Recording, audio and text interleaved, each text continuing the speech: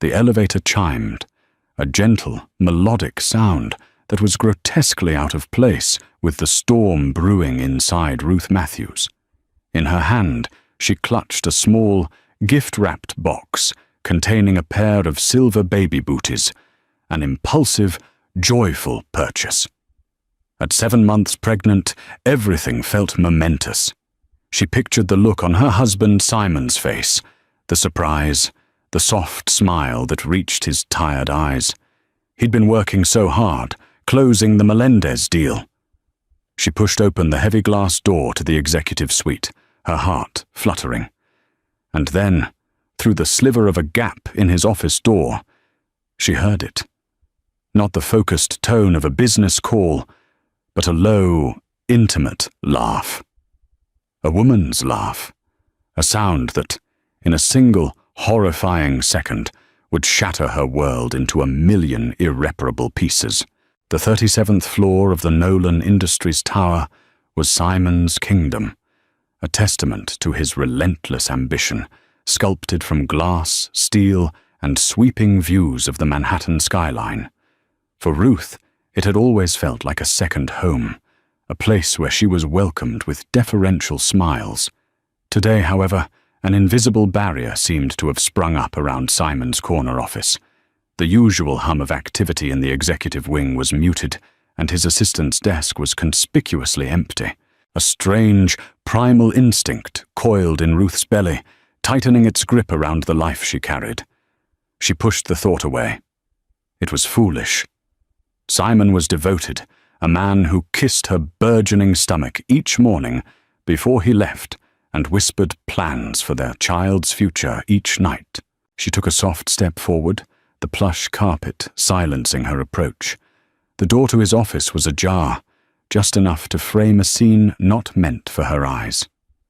Simon was leaning against his massive mahogany desk, his usual power stance softened. Before him stood Lorena Hobson, a junior analyst from the acquisitions department. Ruth recognized her from the company holiday party, sharp, ambitious, with eyes that seemed to miss nothing. Lorena wasn't presenting a report.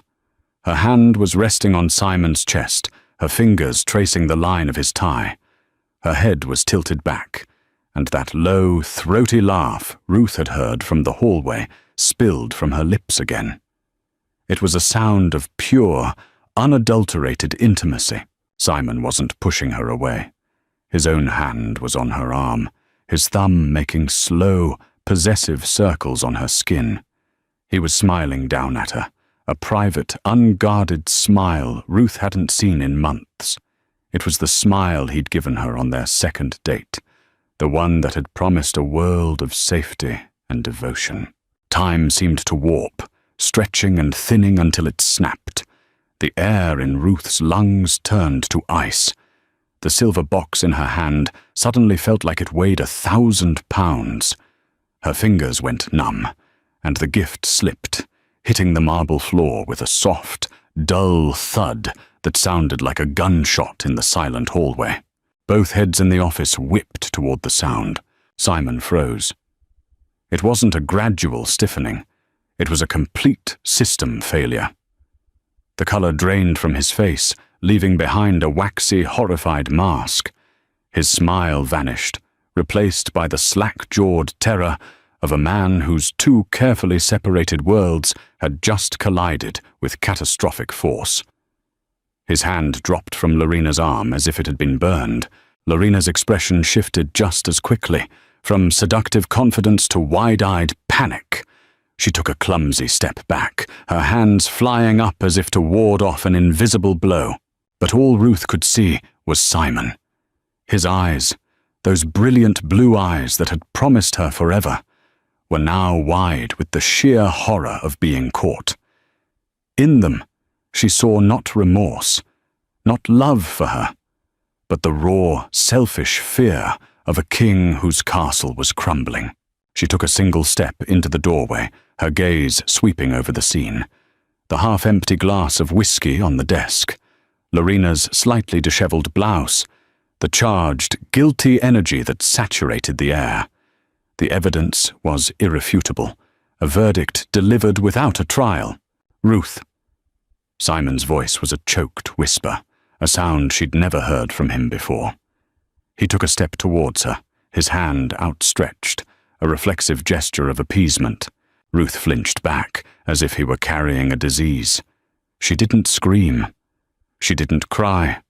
A terrifying, preternatural calm washed over her, the kind that precedes an earthquake.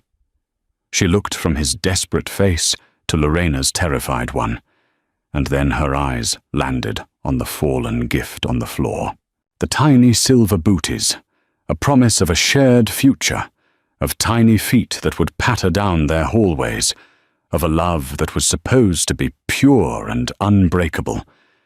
Now, the box just sat there, a pathetic, discarded symbol of a lie. She finally looked back at Simon, and the look in her eyes was one he would never forget. It was not the fiery anger he might have expected, or the pleading sorrow he might have known how to handle.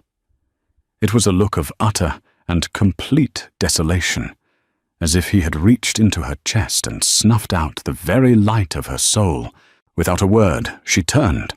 Her movements were stiff, robotic. She didn't run. She walked, each step deliberate and heavy, out of the executive suite, past the curious glances of the returning employees, and into the gleaming, soulless elevator. As the doors slid shut, sealing her in the mirrored box, she finally met her own reflection. A stranger stared back at her, a pale, hollowed-out woman, with the ghost of a dead future in her eyes. The first sob tore from her throat, then a raw, ragged sound of a life breaking in two. The moment the elevator doors closed, swallowing Ruth from view, the paralysis that had gripped Simon Nolan shattered. It was replaced by a surge of pure, unadulterated adrenaline, the same ruthless, problem-solving instinct that had made him a millionaire by 30. His first thought was not of his wife's heart, but of the integrity of the scene, the optics, the potential for fallout. "Get out!" he snapped, his voice a low, dangerous growl. He didn't even look at Lorena. Lorena Hobson, who had been frozen in a state of mortified terror, flinched at the command. "Simon, I didn't know she was—" "I said, get out!" he repeated, turning on her with such ferocity that she physically recoiled. His face was a mask of cold fury. In that instant, she wasn't his confidant, his escape. She was a piece of evidence, a liability that needed to be scrubbed from the premises. Now, Lorena, the illusion of their connection, the whispered promises of a future, the fantasy that she was more than just a diversion, it all evaporated under the Arctic blast of his command. She saw herself clearly for the first time, a tool, a disposable asset. Humiliation warred with fear on her face. With a choked sob, she grabbed her purse from the chair, straightened her blouse with shaking hands, and fled the office, her heels clicking a panicked retreat on the marble floor. Simon didn't watch her go. He was already in motion, his mind a whirlwind of strategic calculations. He strode to his door and closed it with a firm, definitive click.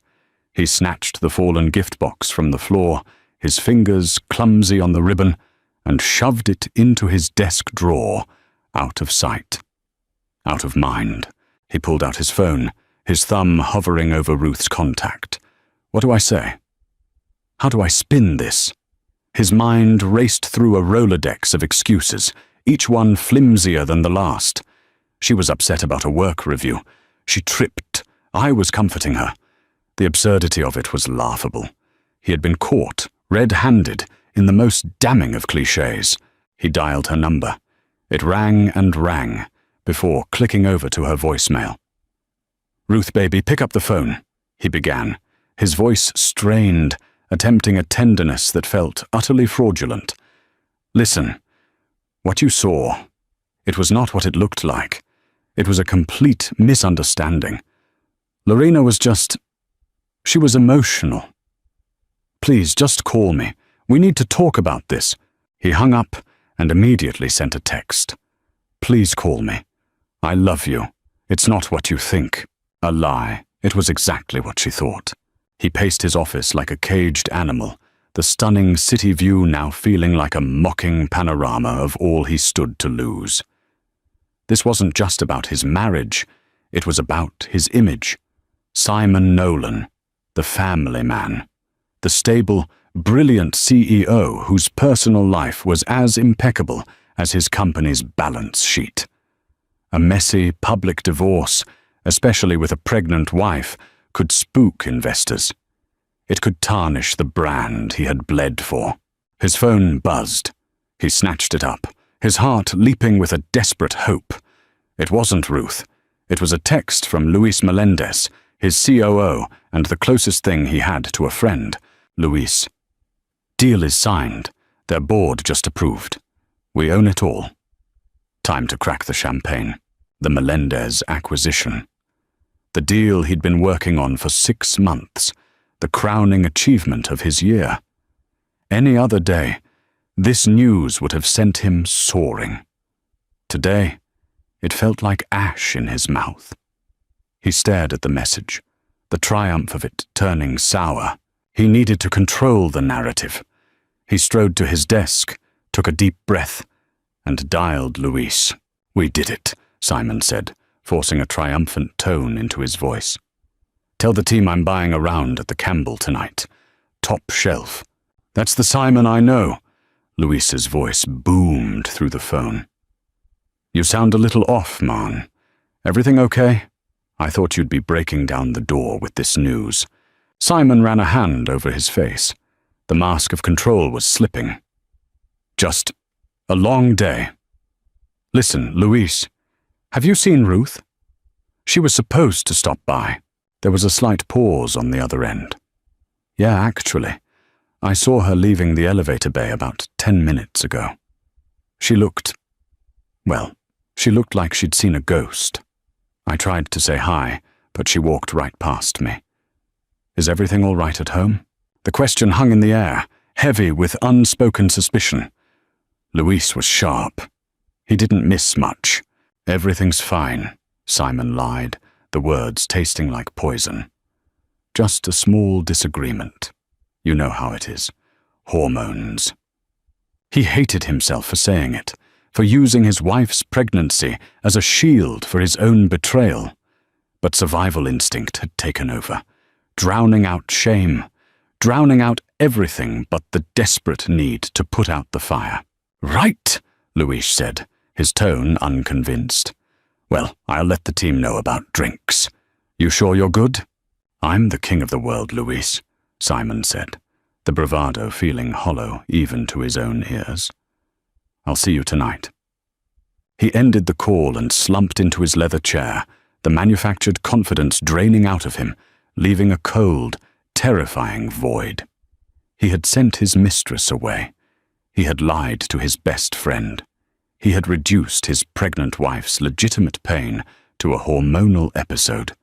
He had done everything to manage the crisis, except for the one thing that mattered: feel a single, honest pang of remorse for the woman whose heart he had just pulverized. Ruth didn't go home. The thought of their perfectly curated Greenwich Village brownstone, a space she had poured her heart into decorating, turning it into a sanctuary for their coming family, was unbearable.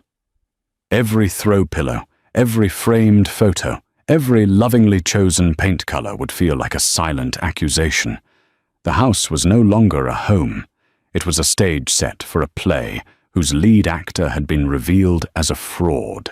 Her feet, seemingly of their own accord, carried her south. She walked for what felt like hours, a ghost moving through the bustling afternoon crowds of Manhattan. The city's cacophony, the blaring horns, the distant sirens, the chatter of 1,000 lives intersecting, was a dull, distant roar. The only sound she could truly hear was the frantic, panicked thumping of her own heart and the echo of a woman's laughter in a glass office. She found herself in Washington Square Park, sinking onto a cold bench near the fountain. A young couple sat nearby, sharing a pretzel, their heads bent close together, whispering secrets. A father pushed his giggling toddler on a swing. Life, in all its infuriating mundane beauty, was simply continuing all around her, oblivious to the fact that her own had just ended. A sharp cramp seized her abdomen, and she gasped, her hand flying to her belly. The baby kicked, a strong, insistent thump against her palm, as if to say, "I'm still here. What are we going to do?" Tears, hot and blinding, finally came. They weren't the clean, quiet tears of sadness. They were the racking, ugly sobs of absolute betrayal, a physical expulsion of the poison that had just been injected into her soul. She cried for the woman she was an hour ago, so full of naive joy and hope. She cried for the baby who would now be born into a broken world. And she cried for the man she thought she knew, the man who had apparently never existed at all. Her phone had been buzzing in her purse relentlessly. Simon. A dozen missed calls, a string of texts. "Ruth, where are you?" "This is all a misunderstanding. Please let me explain. I'm worried about you." And the baby. That last one sent a fresh wave of rage through her. The baby. He dared to use their child as a pawn in his desperate plea. He hadn't been thinking about the baby when he had another woman's hands on him, when he was smiling that secret, intimate smile. With trembling fingers, she powered the phone off. The silence was a relief, a small act of severing the connection, of reclaiming a tiny sliver of control in a world that had spun completely off its axis. She needed an anchor. She needed someone who existed outside of Simon's orbit.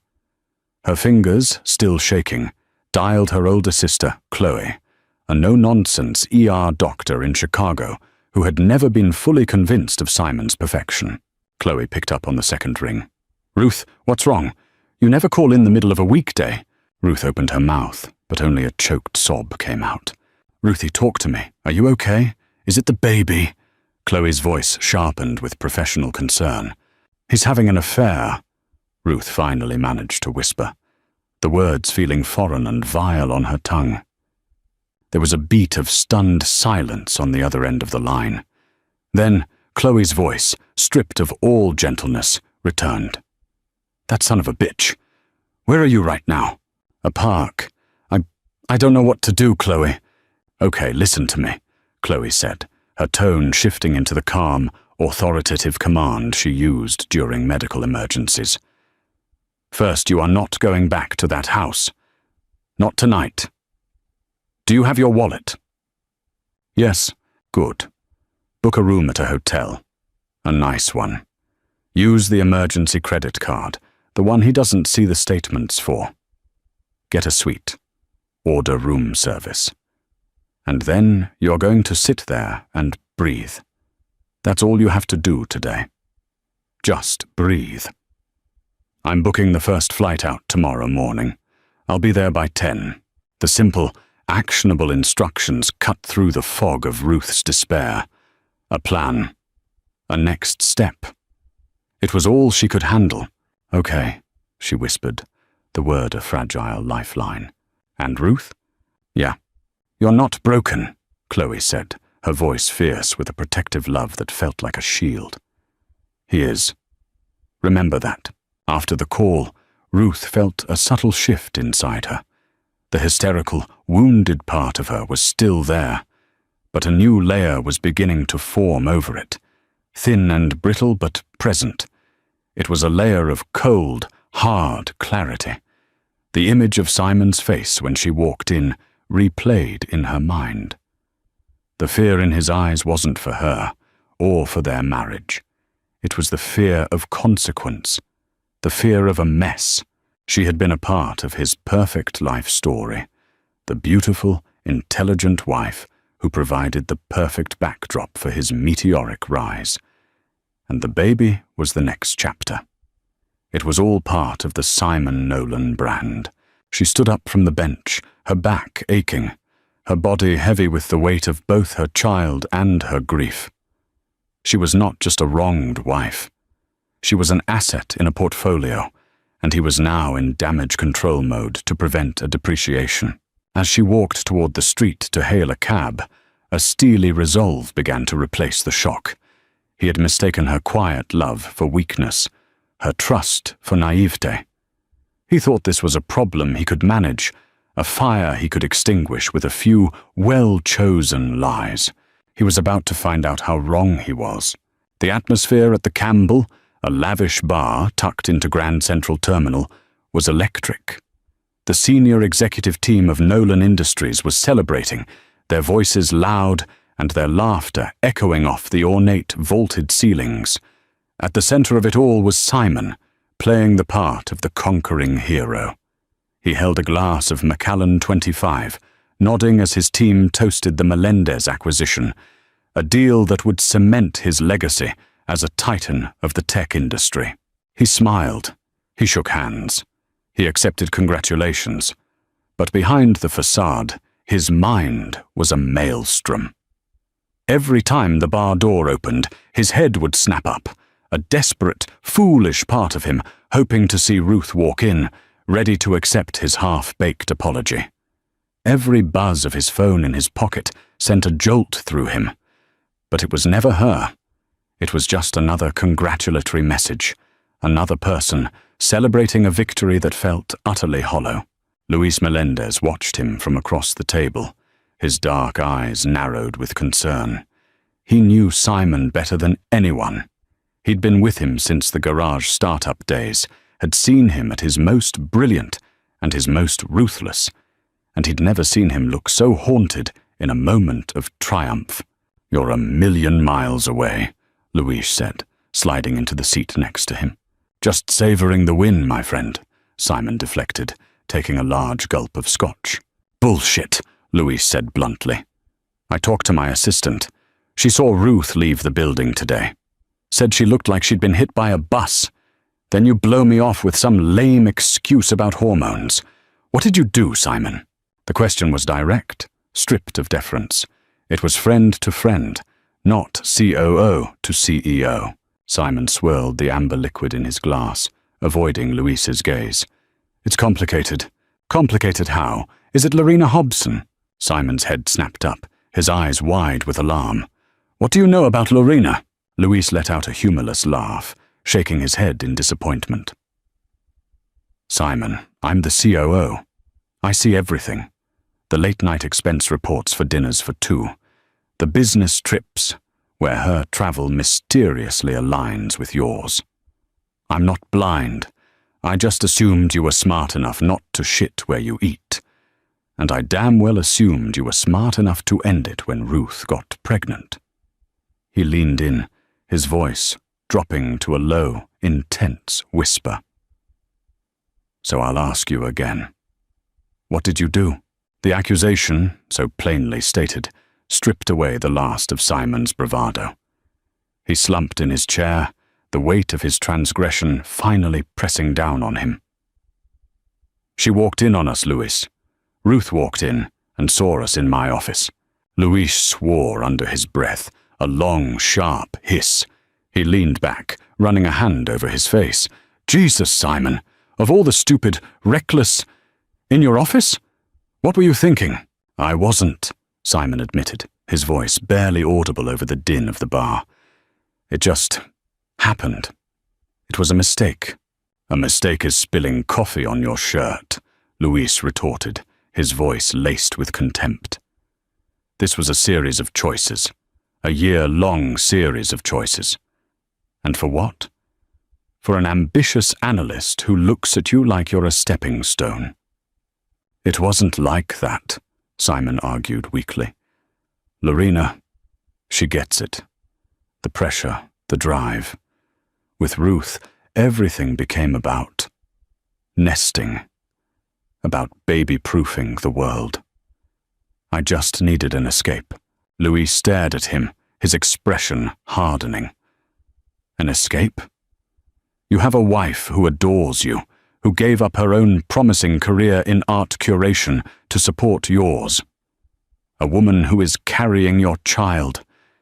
And you needed an escape? You're not a titan, Simon. You're a coward. You're terrified of the one thing you can't control, the one thing that demands you be a selfless human being instead of a ruthless CEO. And now you've probably destroyed it. The word coward struck a nerve deep inside Simon.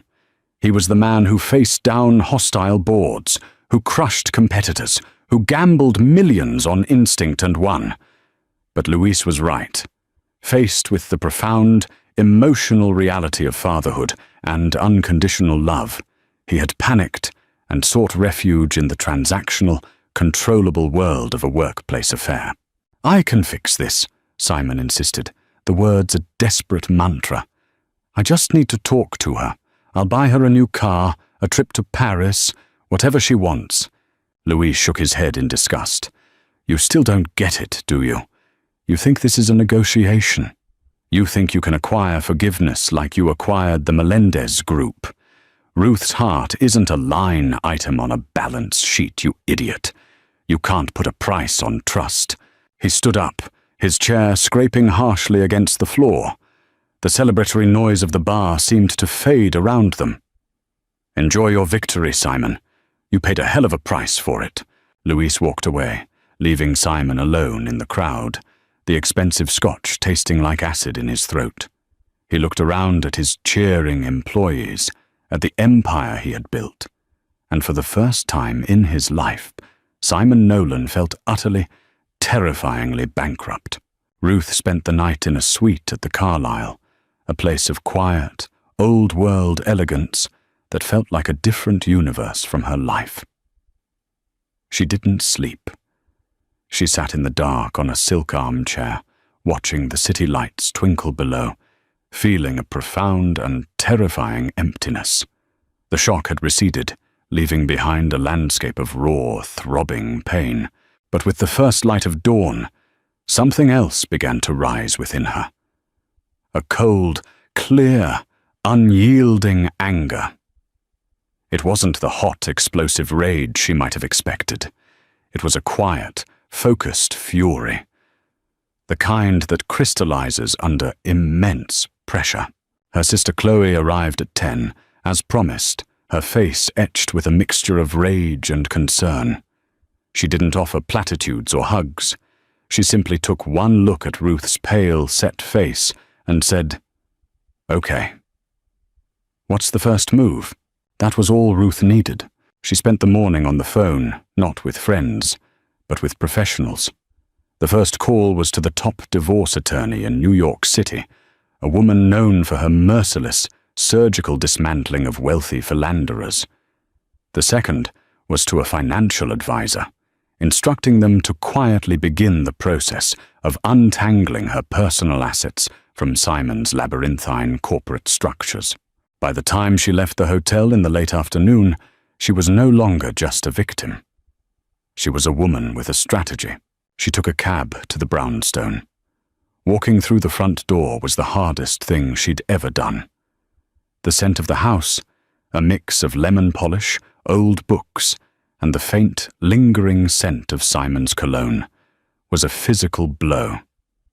A picture from their wedding day sat on the console table, two smiling strangers from another lifetime. She took the silver frame and laid it face down. She moved through the house with a detached, methodical purpose. In the nursery, she paused. The room was bathed in soft afternoon light, the pale yellow walls she'd chosen radiating a gentle warmth. The crib was assembled, a mobile of hand-stitched felt animals hanging above it. A wave of grief so powerful it buckled her knees washed over her, and she had to grip the doorframe to stay upright. This was the heart of the future he had stolen. After a long moment, she straightened up, her jaw tight, and closed the door. She would deal with this later.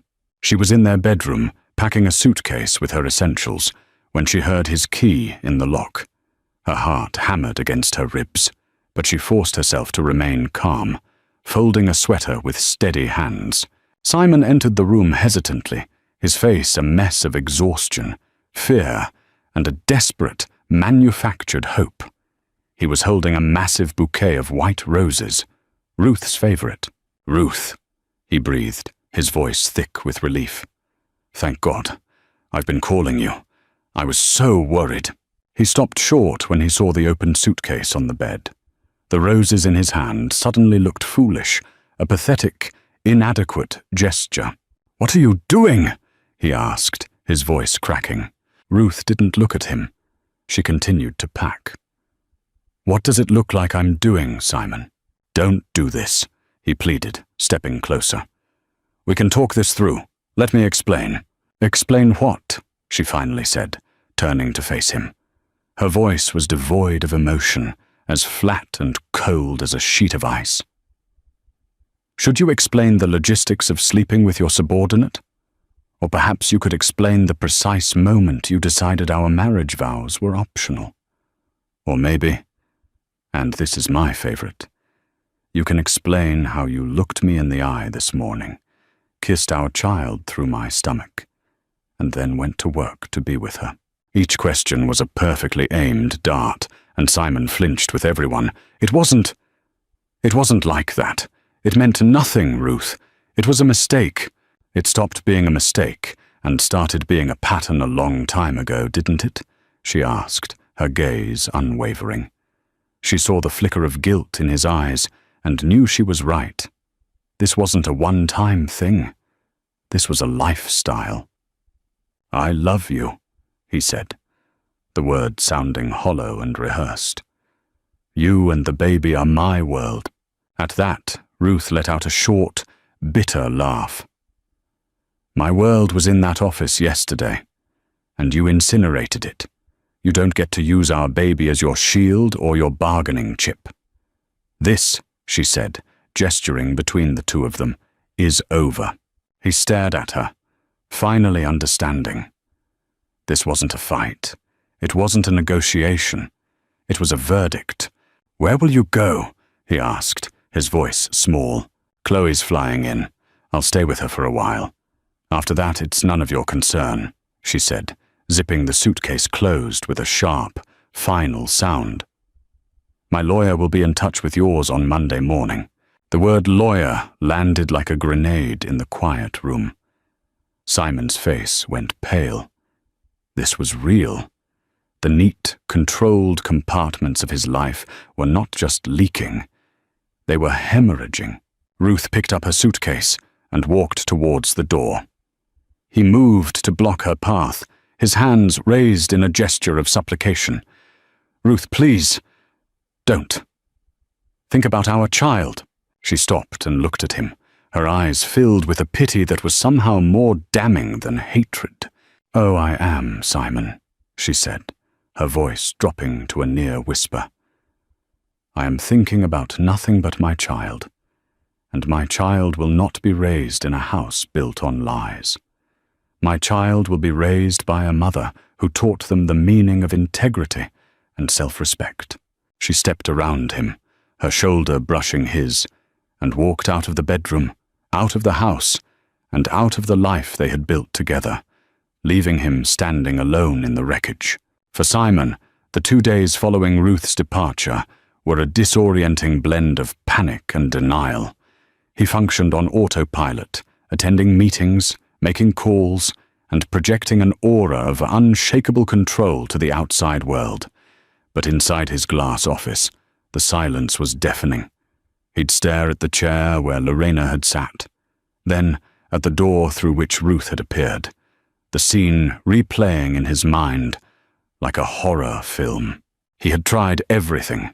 He'd left a dozen more voicemails, each more desperate than the last. He'd sent a courier to Chloe's apartment with a handwritten letter, which was promptly returned, unopened. He'd even called Ruth's mother, only to be met with a glacial fury that made him hang up in shame. The Nolan charm, the persuasive power that swayed boards and investors, was useless here. He was locked out. His frustration, unable to find purchase on Ruth, began to curdle into resentment, and he aimed it at the only other person involved, Lorena Hobson. He saw her as the catalyst, the careless spark that had ignited the inferno. It was irrational, he knew, but it was easier than confronting the abyss of his own culpability. He summoned her to his office on Friday afternoon. Lorena entered cautiously, her face pale and drawn. The confident, ambitious analyst was gone, replaced by a young woman who looked haunted. She hadn't slept in 2 days, replaying her own role in the disaster. She had allowed herself to believe Simon's vague promises, interpreting his attention as a sign of a genuine future, not a temporary escape. Ruth's appearance had shattered her delusions as thoroughly as it had shattered Ruth's marriage. "Sit down, Lorena," Simon said, his tone clipped and impersonal. He didn't rise from his desk. He was CEO Nolan, not Simon the lover. She sat on the edge of the chair, her hands clenched in her lap. "Simon, I am so sorry." "Sorry doesn't fix this," he cut her off coldly. "This situation is untenable. Your presence in this company is now a complication I cannot afford." Lorena stared at him, bewildered. What are you saying?" "I'm saying your time at Nolan Industries has come to an end," he stated flatly. He pushed a folder across the desk. "This is a severance agreement. It's generous. 6 months' salary. In return, you will sign a non-disclosure agreement of the strictest possible terms. You will not speak of this, or of me, to anyone. Ever." The sheer, brutal transactional nature of the dismissal struck Lorena with the force of a physical slap. He was firing her, erasing her, paying her for her silence. There was no concern for her career, her reputation, or her feelings. She was simply a problem to be disposed of. "You're firing me," she whispered, tears welling in her eyes. "After everything? You told me. You said you were unhappy. You said you saw a future for us." Simon leaned back, his expression hardening into one of pure, contemptuous dismissal. "You are an analyst, Lorena. You should have analyzed the situation more accurately. You were a diversion, not a destination. Did you honestly believe I would leave my pregnant wife for you?" The cruelty of the words was breathtaking. It was a deliberate, calculated strike, designed to wound and silence her. And it worked.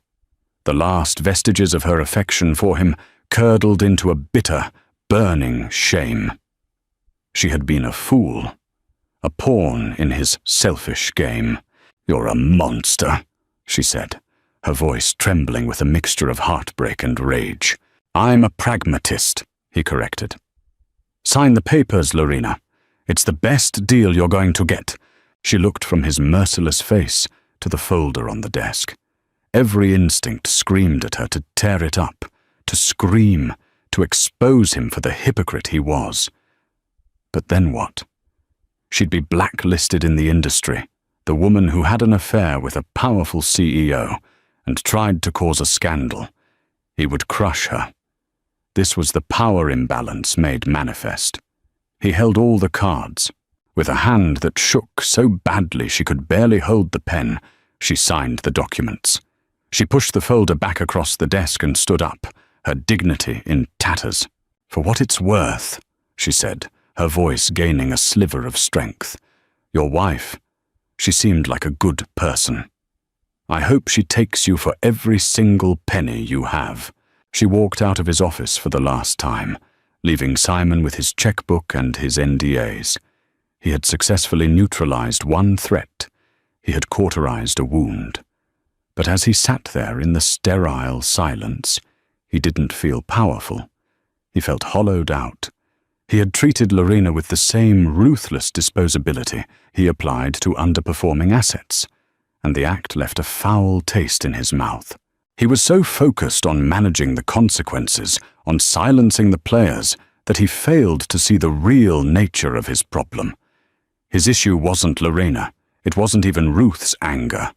It was the man staring back at him in the reflective surface of his darkened computer screen, a man who broke everything he touched and then tried to pay for the damages, never understanding that the most valuable things had no price tag at all. Monday morning arrived like a death knell. At precisely 9:01 a.m., an email landed in the inbox of Simon's personal attorney. It was from Eleanor Vance, a name that sent a chill down the spine of every high-powered man in New York.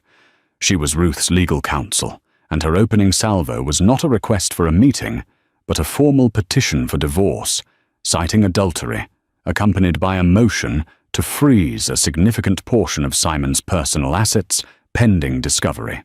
Simon stared at the forwarded email, his blood running cold. This wasn't a quiet, dignified separation. This was a declaration of total war. Eleanor Vance didn't negotiate. She eviscerated. The days that followed were a blur of humiliating procedures. He was forced to produce financial records, travel itineraries, and credit card statements. His life was being laid bare, not for his wife in a tearful conversation, but for a team of ruthless lawyers who picked through the details of his betrayal with forensic detachment. The affair with Lorena wasn't a secret shame anymore. It was Exhibit A. The news broke on page 6 a week later. Tech mogul Simon Nolan's marriage implodes amid cheating scandal. A source close to the couple had leaked the story. The article painted a damning picture. The brilliant, self-made billionaire caught with a junior employee while his beautiful pregnant wife planned their nursery. The power imbalance was highlighted, casting him not as a straying husband, but as a predator. The fallout at Nolan Industries was immediate. The board called an emergency meeting. Their faces, usually so full of deference, were now masks of stern disapproval. The company's stock dipped 8%. The Melendez acquisition, his crowning glory, was now overshadowed by a sleazy scandal. He was a liability. Your personal life is becoming a material risk to this company's reputation, Simon, the chairman told him, his voice grim. You need to get this under control. Quietly and quickly. But there was nothing quiet or quick about it. Ruth, guided by her lawyer, refused all direct contact. All communication was filtered through legal channels. She was no longer the soft, forgiving woman he knew. She was an implacable adversary, a force of nature he had foolishly unleashed. The stress began to take its toll. Simon stopped sleeping. He lost weight. He'd walk through his empty, silent brownstone, the silence amplifying his loneliness. The nursery door remained closed, a silent monument to his failure. One night, in a fit of despair, he opened it. The sight of the empty crib, the little stack of baby clothes Ruth had folded on the changing table, finally broke through his layers of arrogance and denial. He sank to the floor, surrounded by the ghosts of a future he had murdered, and wept. Not for his stock price or his reputation, but for the loss of it all. The warmth of Ruth's hand in his, the sound of her laughter, the feel of his unborn child kicking. He finally understood what Louise had tried to tell him. He had traded something priceless for something worthless. Meanwhile, Ruth was finding her footing. She and Chloe had rented a quiet, sunlit apartment on the Upper West Side, far from the memories of her old life. She focused on two things with singular intensity: her health and the baby. She practiced prenatal yoga. She took long walks in Riverside Park. She met with a therapist who helped her navigate the treacherous currents of her grief and rage. She was slowly transforming. The ordeal was stripping away the softer, more pliant parts of her, revealing a core of steel she never knew she possessed. She learned about financial statements and legal strategy. She was no longer just Simon Nolan's wife. She was Ruth Matthews, a woman fighting for her and her child's future. One afternoon, a courier delivered a small, plain box to her apartment. Inside was an unsigned note and a USB drive. The note contained a single sentence: "He deserves to lose. You deserve to win. Puzzled, she inserted the drive into her laptop.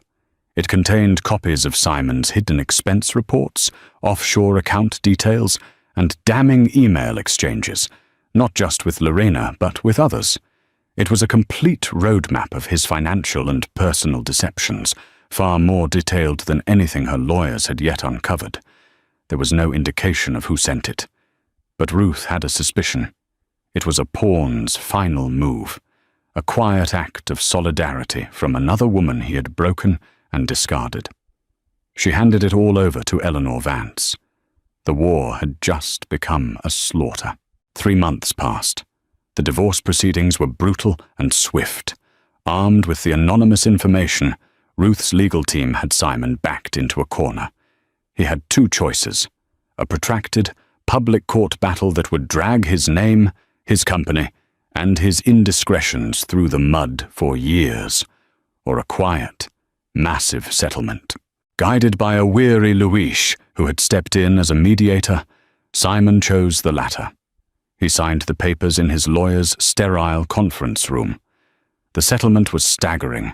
He lost the brownstone, a significant portion of his personal fortune, and a chunk of his company stock, which would be placed in a trust for his child. The signature on the page felt like signing his own obituary.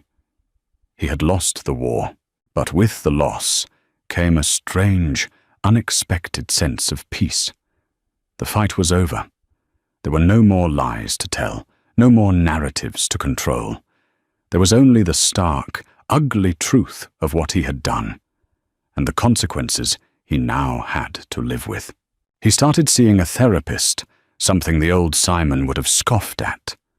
He began the painful work of excavating the roots of his behavior, his insecurity, his crippling fear of losing control, his transactional view of human relationships. He learned to sit with his shame instead of running from it. He sold his flashy sports car and started taking the subway. He downsized from his penthouse to a modest apartment. He poured his energy back into his company, not with the arrogant swagger of before, but with a newfound humility. He listened more than he talked. His employees noticed the change. The tyrant was gone, replaced by a leader who seemed more human, more fallible. He knew he had no right to ask for Ruth's forgiveness, but he had to try to earn the right to be a father. A week before her due date, he sent a single, simple email to her personal address, which he hoped she still used. Ruth, I know I have no right to ask you for anything. What I did is unforgivable, and I will spend the rest of my life trying to understand the damage I caused. I don't expect you to ever forgive me. But our child is coming into this world, and that child deserves a father. If you will let me, I want to be that man. Not the man I was, but a better one. I will accept any conditions, any boundaries you set. I just want a chance to be present in our child's life. If you say no, I will understand, and I will disappear. The choice is yours. Whatever you decide, I hope you have a safe and healthy delivery. Simon. He sent it and felt a profound terror.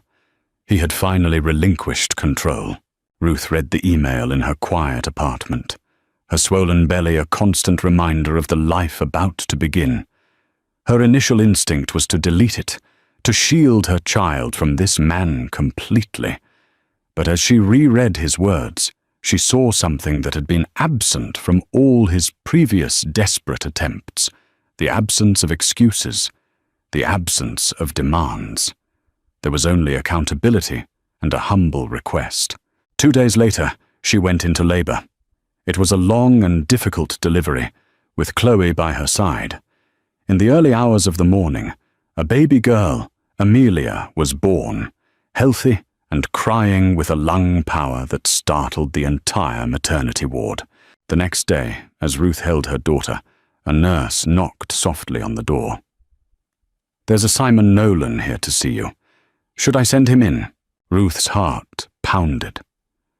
She looked down at the tiny, perfect face of her daughter, a being of pure innocence who deserved all the love in the world. She took a deep breath and made a decision. "Yes," she said, "send him in."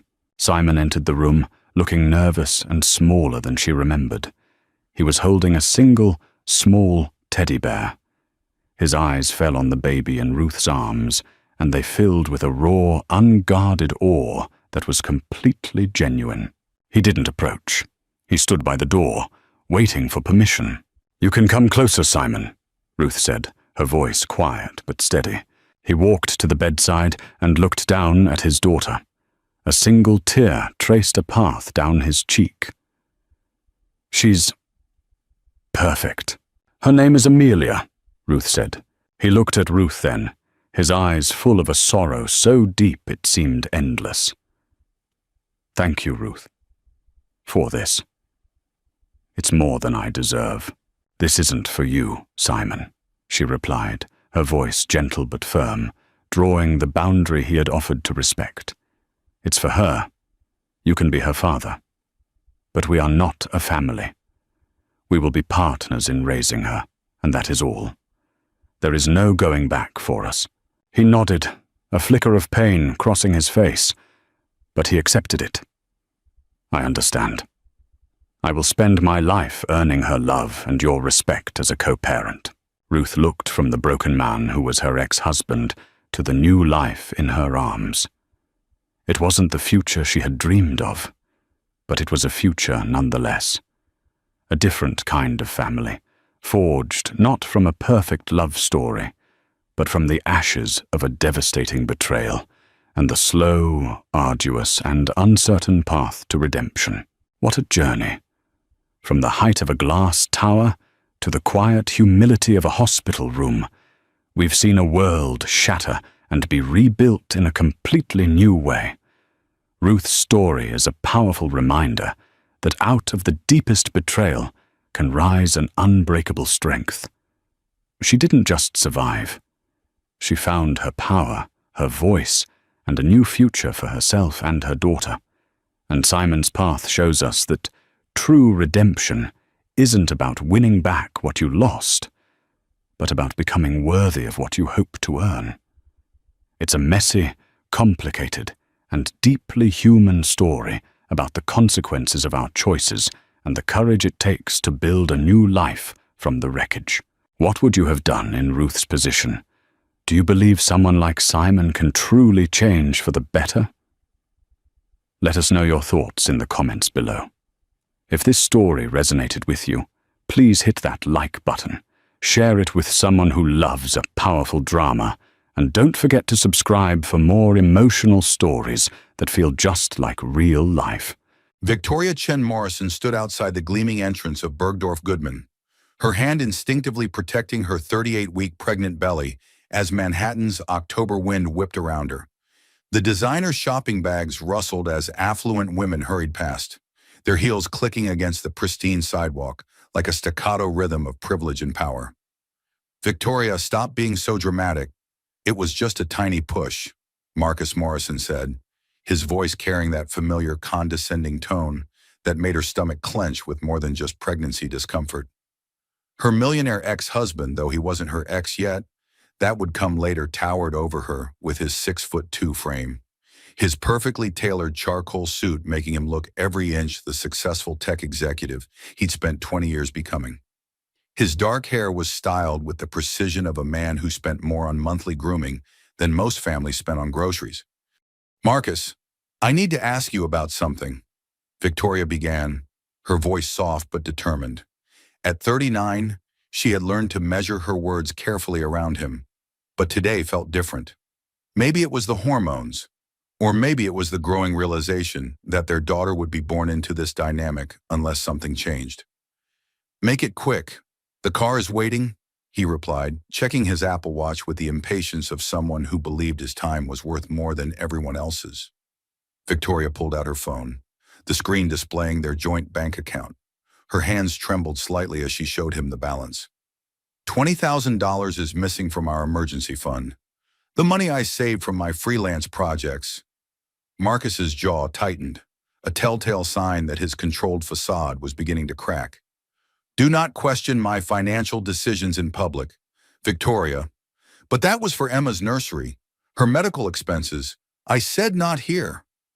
His voice dropped to a dangerous whisper, the kind that preceded his worst outbursts. Taxi brakes squealed nearby as traffic thickened during the lunch rush. Victoria glanced around at the bustling street, thinking the public setting would keep him reasonable. She had miscalculated badly. Marcus, we agreed that money was for our daughter. I worked nights for months to save it while carrying your child. Her voice grew stronger with each word. 20 years of suppressed frustration finally finding an outlet. My child, he corrected coldly. Everything you earn, everything you save, everything you are belongs to this family, which means it belongs to me. The words hit her like a physical blow. Victoria had heard this logic before, woven through their entire marriage like a poisonous thread, but never stated so baldly. I'm not your property, Marcus. His hand flew across her face with a crack that echoed off the storefront windows. The slap was so sudden, so shocking, that Victoria's mind went blank for several seconds. Her cheek burned with immediate fire, and she pressed her palm against it, feeling the heat radiating from where his ring had caught her skin. Gasps erupted from nearby pedestrians. Oh my God, did you see that? A woman's voice carried clearly through the crisp air. Someone call the police, another voice urged. Victoria looked up through tears she hadn't realized were falling and saw something that made her blood run cold. Dozens of phones were pointed in their direction, their cameras capturing her humiliation for the world to see. The modern Greek chorus of social media had witnessed her shame, and there was no taking it back. Get in the car. Now, Marcus hissed, grabbing her arm with enough force to leave fingerprints on her pale skin. As he pushed her toward their waiting black Mercedes, Victoria caught fragments of conversations around them. Did you get that on video? I'm posting this right now. That poor woman. Isn't that Marcus Morrison? The tech guy. Victoria slid into the leather passenger seat, her mind reeling. In 20 years of marriage, Marcus had never hit her in public. His control was usually more subtle, more psychological, but something about her challenging him over money, over their daughter's future, had broken through his carefully maintained image. The driver, a man named James who had worked for them for 5 years, met her eyes in the rearview mirror. His expression was carefully neutral, but she saw something there, concern, maybe even sympathy. Home, Mr. Morrison. James asked quietly. Yes. Quickly. As they pulled into traffic, Victoria stared out the window at the people on the sidewalk, some still holding their phones, still recording. She had become a viral moment before she even understood what that meant. Her phone buzzed with notifications. Text messages, social media alerts, missed calls. The digital wildfire had already begun. Marcus was on his phone immediately, his voice sharp and efficient. David, we have a situation. I need you to handle some damage control immediately. Victoria listened to her husband, the father of her unborn child, discuss her humiliation like a business problem to be solved. She realized with crystal clarity that she wasn't his wife in this moment. She was a liability to be managed. Her hand moved to her belly, where Emma was moving restlessly, as if sensing her mother's distress. I'm sorry, baby girl, she whispered so quietly that only her daughter could hear. Mama's going to figure this out. But as their car climbed toward their Upper East Side penthouse, Victoria had no idea that in just a few hours, the video of her public humiliation would be viewed by millions of people around the world. She had no idea that her moment of greatest vulnerability would become the catalyst for finding her voice. All she knew was that something fundamental had shifted. The perfect marriage facade they had maintained for 2 decades had cracked as publicly and dramatically as the sound of his hand against her face. And there was no going back. 3 hours earlier, Victoria had woken up believing her biggest worry was choosing between Emma Rose and Emma Grace for their daughter's middle name. The morning sunlight streamed through the floor-to-ceiling windows of their penthouse, casting geometric patterns across the pristine, white marble floors that Marcus had chosen without consulting her. She had stood in their walk-in closet, a space larger than most people's bedrooms, surrounded by clothes that Marcus approved of. Her own style had been gradually edited out over the years, replaced by his vision of what a successful man's wife should look like. "You should wear the blue dress today. Victoria, the navy one. It photographs better," Marcus had called from their bedroom, where he was scrolling through financial reports on his tablet. Victoria fingered the floral dress she had been drawn to, a soft pink that reminded her of her mother's garden. "I was thinking maybe the floral pattern. It's such a beautiful fall day." "The blue dress, Victoria." The tone brooked no argument. Victoria had learned over 20 years of marriage to recognize the subtle inflections that meant Marcus had made a decision that wouldn't be changed. She pulled the navy dress from its hanger, noting how it hung loose around her pregnant belly, making her look more like a corporate wife than an expectant mother. As she dressed, Victoria caught sight of herself in the full-length mirror. At 39, she was still beautiful, but it was a carefully maintained beauty that required constant vigilance. Weekly appointments, monthly treatments, quarterly procedures, all overseen by Marcus's preferences. "When did I stop recognizing myself?" she had whispered to her reflection. "Did you say something?" Marcus appeared behind her, already dressed in his $1,000 suit, his reflection commanding even more space in the mirror than hers. "Just talking to Emma," she lied smoothly, a skill she had perfected over their marriage. Marcus placed his hands on her shoulders, and she saw them in the mirror, the perfect, successful couple. His smile was practiced, camera ready. "Our daughter is going to have everything. Victoria. The best schools, the best opportunities, the best life money can buy." Victoria nodded, but something cold settled in her stomach. "What about the best parents?" "She'll have that too. A father who can provide for her, and a mother who knows how to support that success." The words hung in the air between them like a contract she didn't remember signing. Breakfast was served by their housekeeper, Maria, who had worked for them for 8 years and spoke mostly to Victoria in Spanish, a small rebellion that Marcus tolerated because Maria's work was impeccable. "Senora, you look tired," Maria said quietly as she placed fresh fruit and whole-grain toast in front of Victoria. "Just pregnancy fatigue," Victoria replied, but Maria's concerned eyes suggested she saw more than exhaustion. Marcus was absorbed in his phone, fielding calls and messages from his various business ventures. His tech company was preparing for a massive IPO that would increase their net worth by hundreds of millions. Victoria used to be excited by his success, but now it felt like another wall being built around their life. "I was thinking about the nursery today," Victoria said during a lull in his phone activity. "Maybe we could finish setting it up this weekend. I hired a decorator for that. She'll handle everything according to the specifications I gave her. But I'd like to be involved. She's my daughter too." Marcus looked up from his phone, his expression patient but condescending. "Victoria, you're emotional right now. Pregnancy hormones affect judgment. It's better if professionals handle the important decisions." The phrase pregnancy hormones had become his catch-all explanation for any opinion she expressed that differed from his. Victoria felt the familiar doubt creep in. Was she being unreasonable? Was her desire to decorate her own daughter's nursery really just hormonal irrationality? But then Emma kicked, a strong movement that reminded Victoria of her own agency in this pregnancy. "I want to choose some things for her room. Marcus, even if it's just the mobile above her crib." He studied her for a long moment, then smiled indulgently. "Of course, sweetheart. You can choose the mobile." It was a small victory, but Victoria felt a spark of something she hadn't experienced in years, successful advocacy for what she wanted.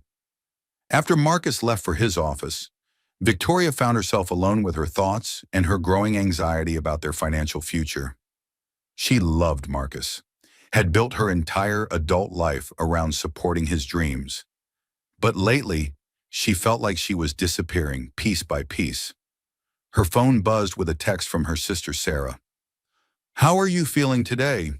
Honey, any signs of labor?" Victoria stared at the message, realizing she hadn't spoken to Sarah in 2 weeks.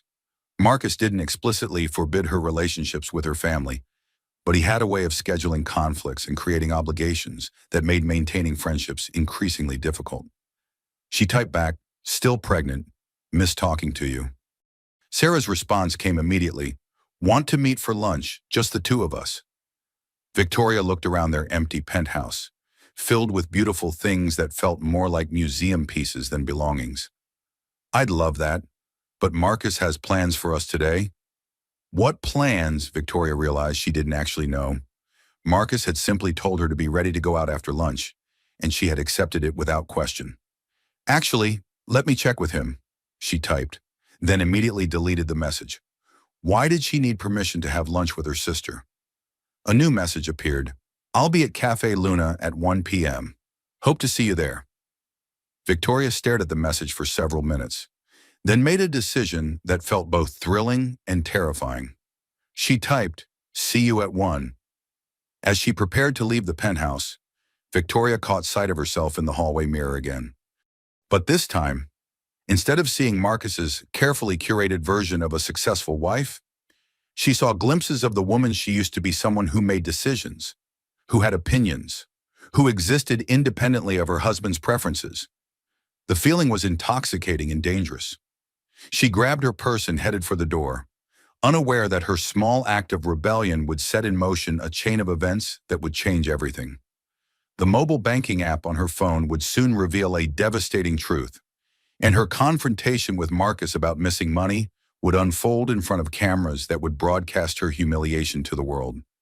But in that moment, walking toward lunch with her sister, Victoria felt something she hadn't experienced in years, the possibility of choosing her own path. By the time Victoria and Marcus reached their penthouse, the video had already been viewed 50,000 times. The elevator ride to the 40th floor felt endless, with Marcus making rapid-fire phone calls while Victoria pressed a bag of ice against her swollen cheek. "David, I need a full crisis management team assembled within the hour," Marcus barked into his phone. "And get Jennifer Walsh on the line. We need legal counsel immediately."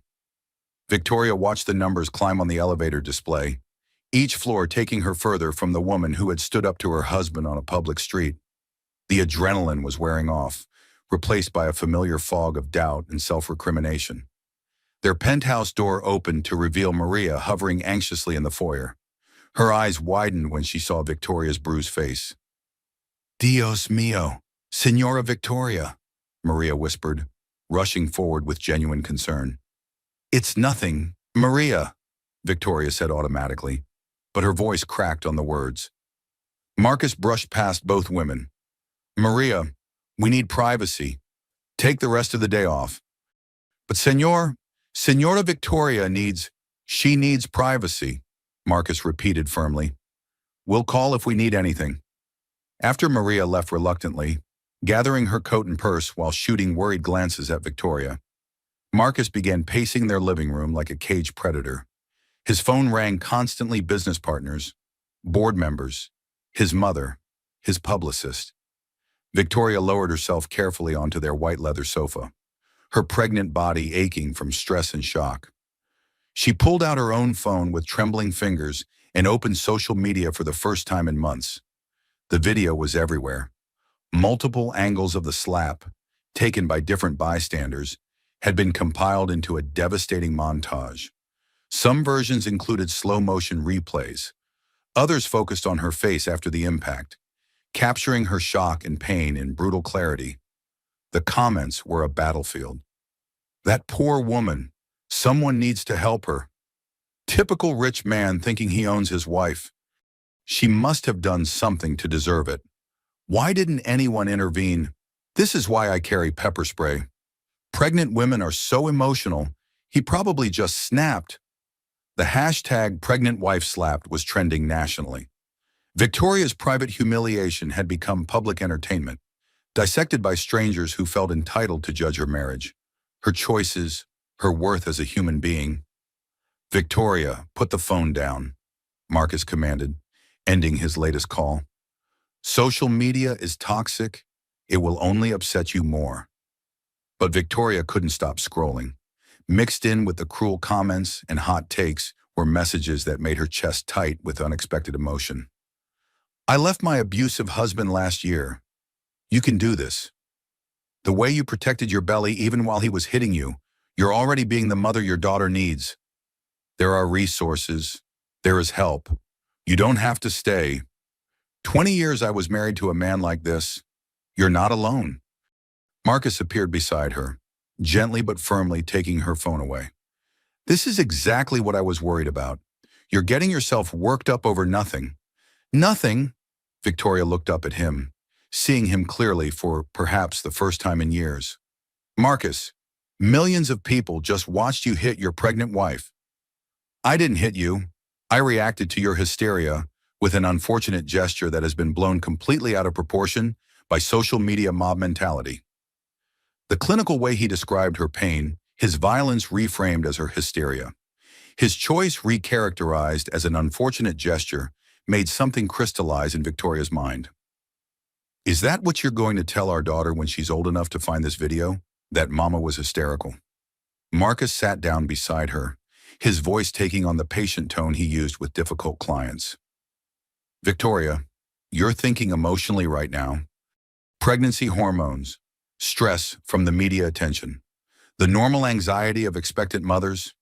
You're not seeing this situation clearly? There it was again. Pregnancy hormones. The magic phrase that dismissed any thought, feeling, or opinion she expressed that didn't align with his worldview. Victoria stood up slowly, her hand supporting her lower back. I'm going to lie down. Good idea. I'll have Maria make you some tea when she comes back tomorrow. As Victoria walked toward their bedroom, she heard Marcus on the phone again. David, we need to control the narrative. This is a private family matter involving a pregnant woman under enormous stress. The public needs to understand that social media lynch mobs destroy families. She paused in the hallway, listening to her husband craft a story that painted her as the problem and him as the victim of an overzealous digital culture. Victoria's fragile right now, he continued. The pregnancy has been difficult, and she's been having emotional episodes. Today's incident was the culmination of weeks of increasingly erratic behavior.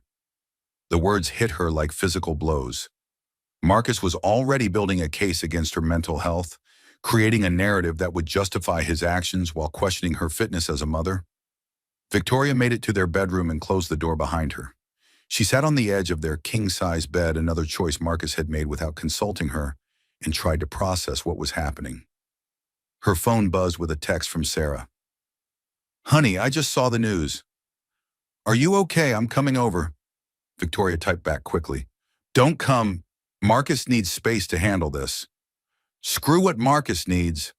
What do you need? The question stopped Victoria cold. When was the last time someone had asked what she needed? When was the last time she had even considered her own needs, separate from Marcus's requirements and preferences? Before she could answer, another text arrived. I'm in the lobby. The doorman won't let me up without permission. Victoria realized that even her own sister couldn't reach her without going through Marcus's security protocols. She was living in a beautiful prison, and she had helped build the walls.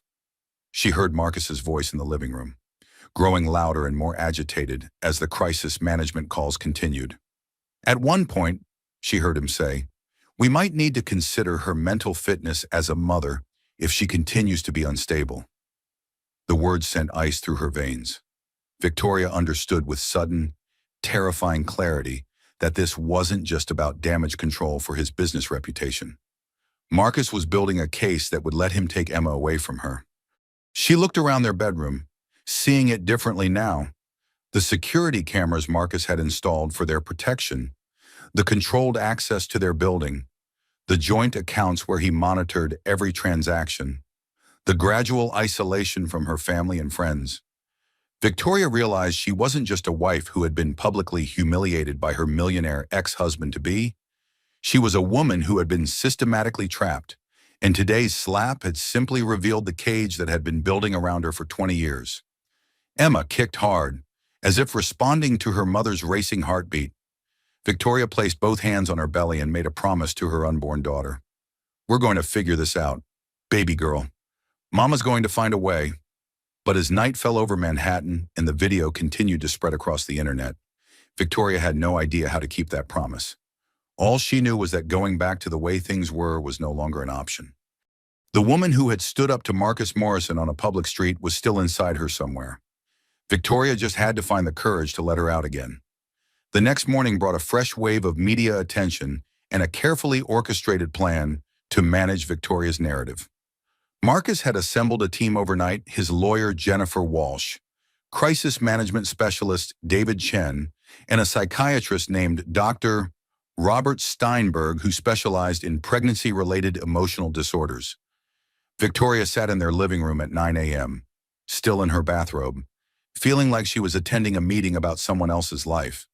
The men wore expensive suits and spoke about her in clinical terms, while Jennifer Walsh took notes with the efficiency of someone billing $400 an hour. The key is establishing a pattern of instability, Dr. Steinberg explained, reviewing a file that somehow already contained details about Victoria's life. Pregnancy can exacerbate underlying emotional issues. With the right documentation, we can present a compelling case that Mrs. Morrison needs support, not condemnation. What kind of support? Victoria asked, her voice hoarse from crying herself to sleep. Marcus answered before the doctor could respond. The kind that protects you and Emma from the stress of this media circus. The kind that ensures our daughter is born into a stable environment.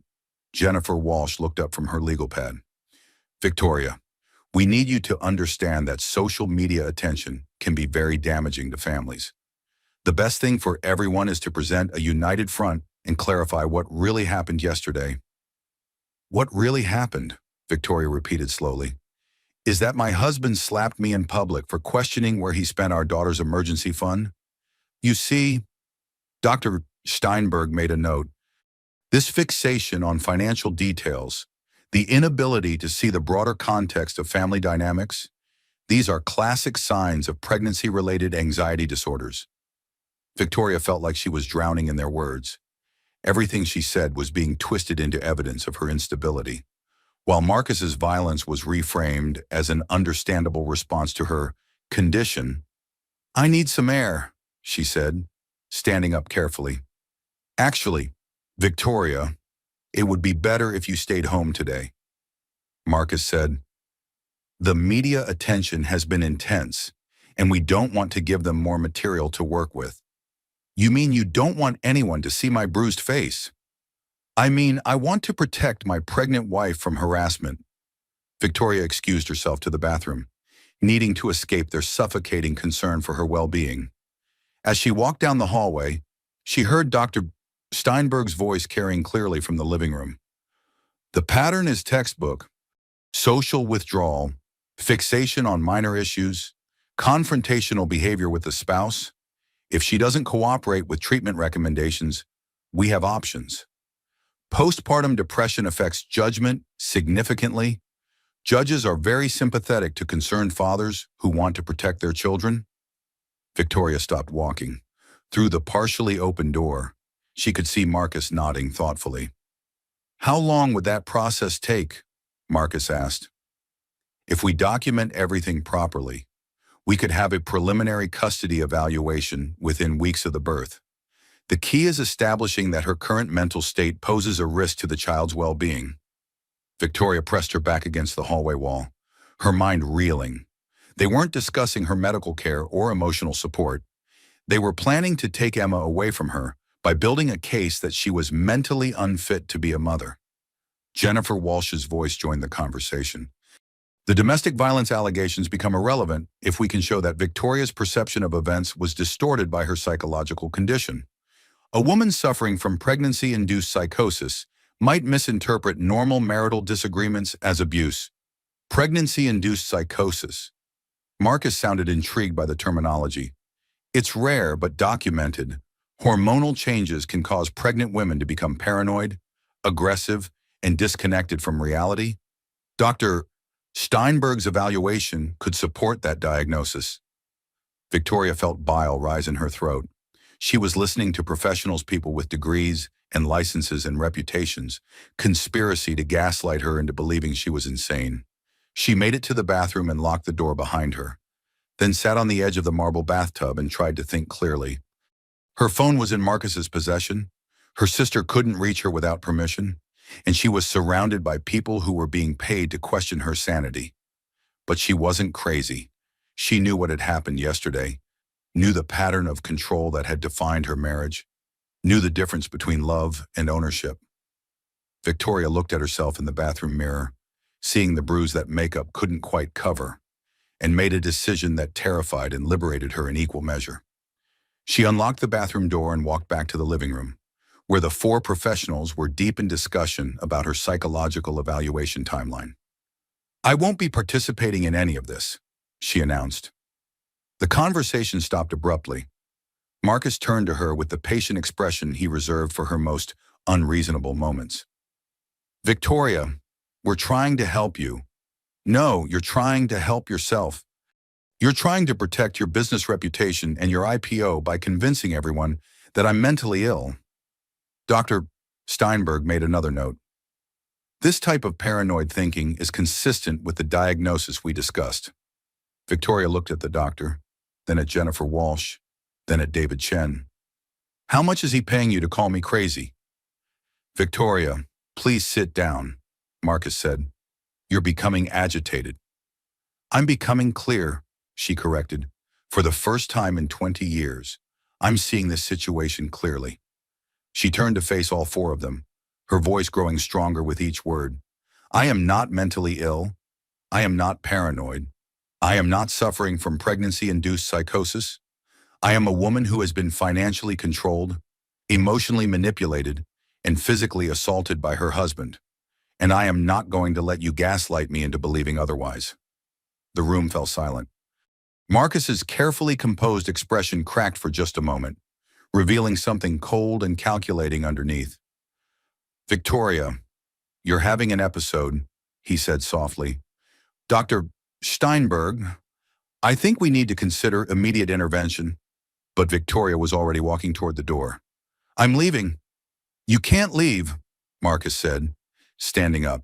"You're not thinking rationally." "Watch me." Victoria grabbed her purse from the foyer table, grateful that her wallet and identification were still inside.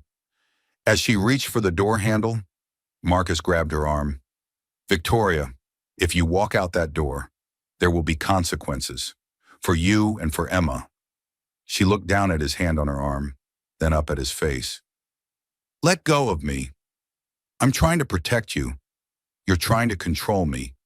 There's a difference?" Victoria pulled free and opened the door.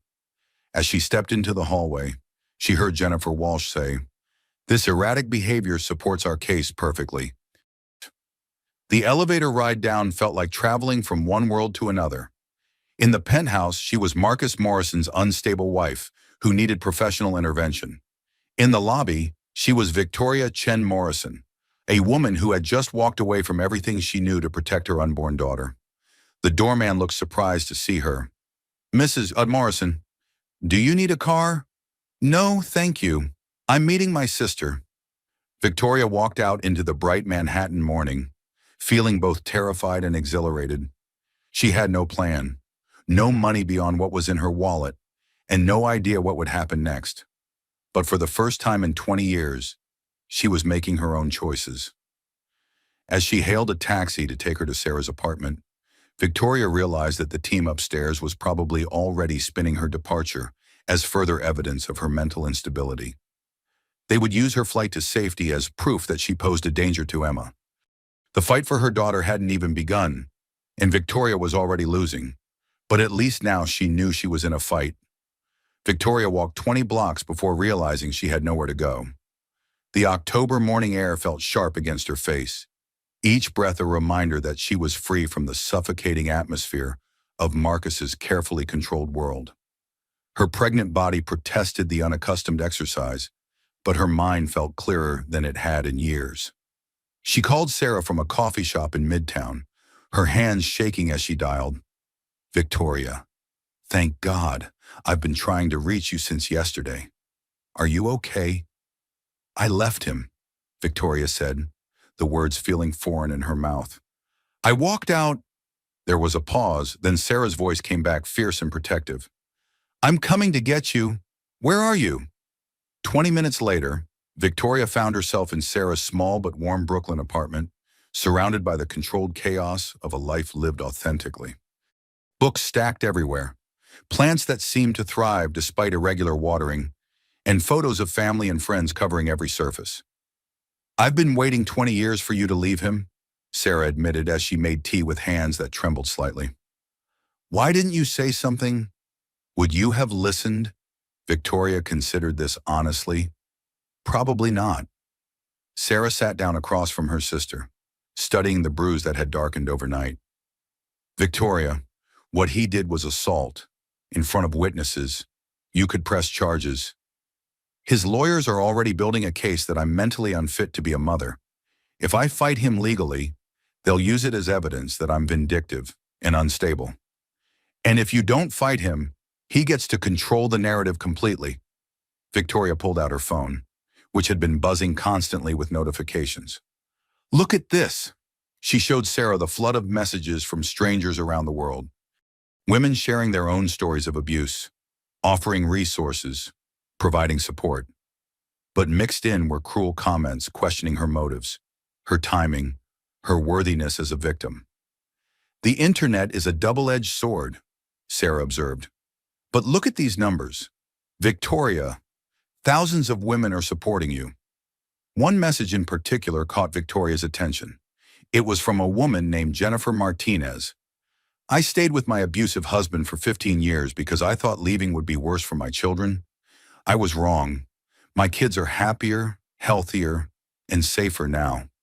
You're already being the mother your daughter needs by protecting her from this environment. Victoria read the message aloud, her voice breaking on the last words. You are, Sarah said firmly. You're already protecting Emma by refusing to let her grow up thinking this is what love looks like. A knock at the door interrupted them. Sarah looked through the peephole and sighed. It's Jenny Walsh, my friend who's a family law attorney. Jennifer Walsh was nothing like Marcus's lawyer. She was young, fierce, and wore jeans with her blazer. She sat at Sarah's kitchen table and laid out Victoria's legal options with brutal honesty. The good news is that domestic violence is taken seriously in New York, especially when there's video evidence. The bad news is that your husband has resources and connections. He'll fight dirty. How dirty? Victoria asked. He's already building a case that you're mentally unstable. I've seen this playbook before. Wealthy men use psychiatric evaluations and character assassination to paint their wives as unfit mothers. Victoria felt her hopes sinking. So I can't win? I didn't say that, but you need to be prepared for a long, expensive battle. Do you have access to any independent funds? Victoria shook her head. Everything is joint accounts. He monitors every transaction. What about your freelance work? Any clients who might hire you again? I haven't worked in 5 years. Marcus convinced me it was better to focus on supporting his career. Jenny made notes as they talked, building a picture of Victoria's financial dependence and social isolation. This is classic economic abuse. We can document the pattern of control, but judges are sometimes skeptical of women who stayed in privileged situations. Privileged. Victoria felt anger flare. I was trapped in a golden cage. I believe you, but you'll need to convince a judge who might think a penthouse and unlimited shopping are adequate compensation for emotional abuse. That afternoon, Victoria sat alone in Sarah's living room while her sister worked from home. She read through hundreds of messages from women who had recognized their own experiences in her viral video. A reporter named Maria Santos reached out through direct message. I specialize in stories about domestic violence and would like to offer you a platform to tell your story in your own words. No ambush interviews, no gotcha questions, just the truth from your perspective. Victoria stared at the message for a long time. Going public would mean giving up any chance of reconciliation with Marcus, any hope of handling this privately, but it would also mean taking control of her own narrative. She called Jenny Walsh for advice. It's risky, Jenny admitted, but it might be your only chance to counter his version of events before it becomes the accepted truth. What if I say something wrong? What if I make things worse? Victoria, can things really get worse than letting him define you as mentally unstable to the entire world? That evening, Sarah made dinner while Victoria practiced what she might say in an interview. Every time she started to speak, she heard Marcus's voice in her head. You're being too emotional. You're not seeing this clearly. You're not thinking rationally. Stop, Sarah said firmly, setting down her wooden spoon. I can see you doubting yourself. That's his voice, not yours. How do I tell the difference anymore? Start by telling me what happened yesterday, not what Marcus says happened, not what the media says happened, what you experienced. Victoria took a deep breath and began to speak, as she described the confrontation, the slap, the humiliation. Her voice grew stronger and clearer. This was her truth, unfiltered by Marcus's interpretations or society's judgments. That's the voice, Sarah said when Victoria finished. That's the woman who needs to tell her story. Victoria looked at her reflection in Sarah's bathroom mirror that night and saw someone she hadn't seen in years herself, unedited and authentic.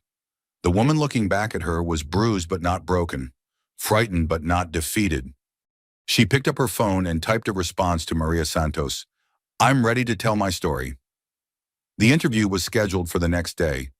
Victoria had less than 24 hours to find the courage to reclaim her narrative from the man who had spent 20 years convincing her that her voice didn't matter. As she fell asleep on Sarah's couch, Emma moving restlessly in her belly, Victoria realized that this wasn't just about her anymore. Women around the world were watching, learning, finding courage in her willingness to speak truth to power. She had accidentally become a symbol, and now she had to find the strength to live up to what she represented. The fight for her daughter and for her own identity was just beginning. The television studio lights felt warm on Victoria's face as she sat across from Maria Santos in what felt like the most important conversation of her life. The cameras rolled, but for the first time in days, Victoria wasn't afraid of being recorded. This time, she was choosing to tell her story. Victoria, thank you for agreeing to speak with us today. I know this hasn't been easy. Thank you for giving me this opportunity. Maria, for 20 years, other people have been speaking for me. Today, I want to speak for myself. Victoria's voice was steady, clear, and completely different from the hesitant woman who had stood outside Bergdorf Goodman 3 days earlier. She had spent the morning practicing with Sarah, finding the words to describe 20 years of subtle erosion that had culminated in one moment of public violence. Let's start with what happened on Monday. Can you walk us through the events leading up to the incident? Victoria took a deep breath and began. I had discovered that $20,000 was missing from our joint account, money I had saved from freelance work over months of late nights while carrying our daughter. When I asked Marcus about it, he told me not to question his financial decisions in public. This was money you had earned. Yes, but Marcus has always maintained that everything I earn belongs to the family, which in practice means it belongs to him. I haven't had independent access to money in years. Maria leaned forward slightly. Can you describe the pattern of financial control in your marriage? It started gradually. First, it was efficiency. Marcus was better with money, so he should handle our finances. Then it was protection. I didn't need to worry about bills or investments. Eventually, I realized I couldn't buy a cup of coffee without him knowing about it within the hour. Victoria described the monitoring, the questioning, the gradual elimination of her financial independence. She explained how Marcus had convinced her to stop working, to focus on supporting his career, to trust him to handle everything. When I tried to save money for Emma's nursery, I had to work freelance projects in secret. Even then, he found out and took control of those accounts too. Victoria, your husband's representatives have suggested that pregnancy hormones affected your judgment that day. How do you respond to that? For the first time since sitting down, Victoria felt anger flash across her face. The phrase pregnancy hormones has been Marcus's explanation for any opinion I've expressed in the last 9 months that differs from his. I'm not allowed to disagree, to question, or to advocate for myself without being dismissed as emotional or irrational. Is this pattern new to your pregnancy? No, it's just intensified. For 20 years, Marcus has had an explanation for why my feelings, thoughts, and preferences were wrong or misguided. I was too sensitive, too naive, too focused on small details instead of the big picture. Victoria's voice grew stronger as she continued. I stayed because I thought love meant sacrifice. I thought being a good wife meant making myself smaller so my husband could feel bigger. I didn't realize it had become self-erasure. Maria nodded. What was the moment you realized things had to change? When I heard Marcus and his team planning to use psychiatric evaluations to take Emma away from me, they weren't discussing my mental health care. They were strategizing about how to convince a judge that I was unfit to be a mother. Victoria described overhearing the conversation about pregnancy-induced psychosis, about building a case based on her erratic behavior, about using her flight to safety as evidence of her instability. They turned everything upside down. My husband hitting me became evidence of my hysteria. My questioning financial decisions became proof of my paranoia. My walking away to protect my daughter became a sign that I was a danger to her. How did that make you feel? Terrified, but also clear. For the first time in years, I could see the situation without Marcus's interpretation clouding my judgment. Victoria talked about the isolation, the way Marcus had gradually separated her from family and friends through scheduling conflicts and created obligations. She described the constant monitoring, the way every aspect of her life had been subject to his approval. People look at our lifestyle and think I was privileged. A penthouse, unlimited shopping, financial security. But privilege without autonomy is just a beautiful prison. Maria asked about the future. What do you want people to understand about your situation? I want other women to know that abuse doesn't always look like what you see in movies. It can be subtle, gradual, wrapped in concern and protection. It can come from someone who truly believes he loves you. Victoria paused, placing her hand on her belly where Emma was moving. I want my daughter to grow up knowing that women have voices worth hearing. That love doesn't require you to disappear. That being cared for and being controlled are not the same thing. What message do you have for women who might see themselves in your story? Victoria looked directly into the camera, speaking to the thousands of women who had reached out to her over the past few days. You're not crazy. You're not too sensitive. You're not imagining it. Trust your instincts. Document everything. And remember that leaving is not failing. It's protecting yourself and your children from learning that this is what love looks like. The interview lasted an hour, but it felt like minutes. When the cameras stopped rolling, Victoria felt drained but liberated. She had told her truth without Marcus's interpretation, without his lawyer's spin, without apology or qualification. Maria walked her out of the studio personally. Victoria, that was incredibly brave. Your story is going to help a lot of women. Nakwarwa. But as Victoria left the building, her phone was already buzzing with Marcus's response. His PR team had released a statement questioning her mental stability, citing her recent erratic behavior, and expressing concern for her well-being. The battle for public opinion was just beginning, but Victoria had fired the first honest shot. For better or worse, she had chosen to trust that the truth was worth fighting for. As she rode back to Sarah's apartment, Victoria realized that the woman who had sat in that interview chair was someone she barely recognized: strong, articulate, unafraid to take up space. It had taken 20 years and a public humiliation to find her voice. Now she had to learn how to keep using it. Marcus's forced apology came exactly 72 hours after the interview aired, when his lawyers calculated it would do the most good for his reputation and the least harm to his legal position.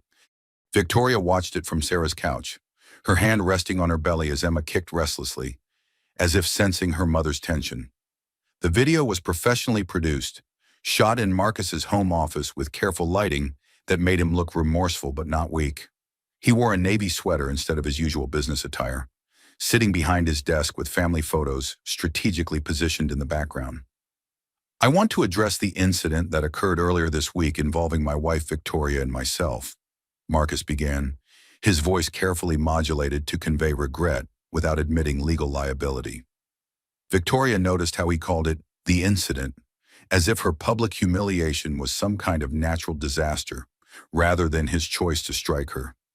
I made a serious mistake in reacting to a stressful situation with physical contact.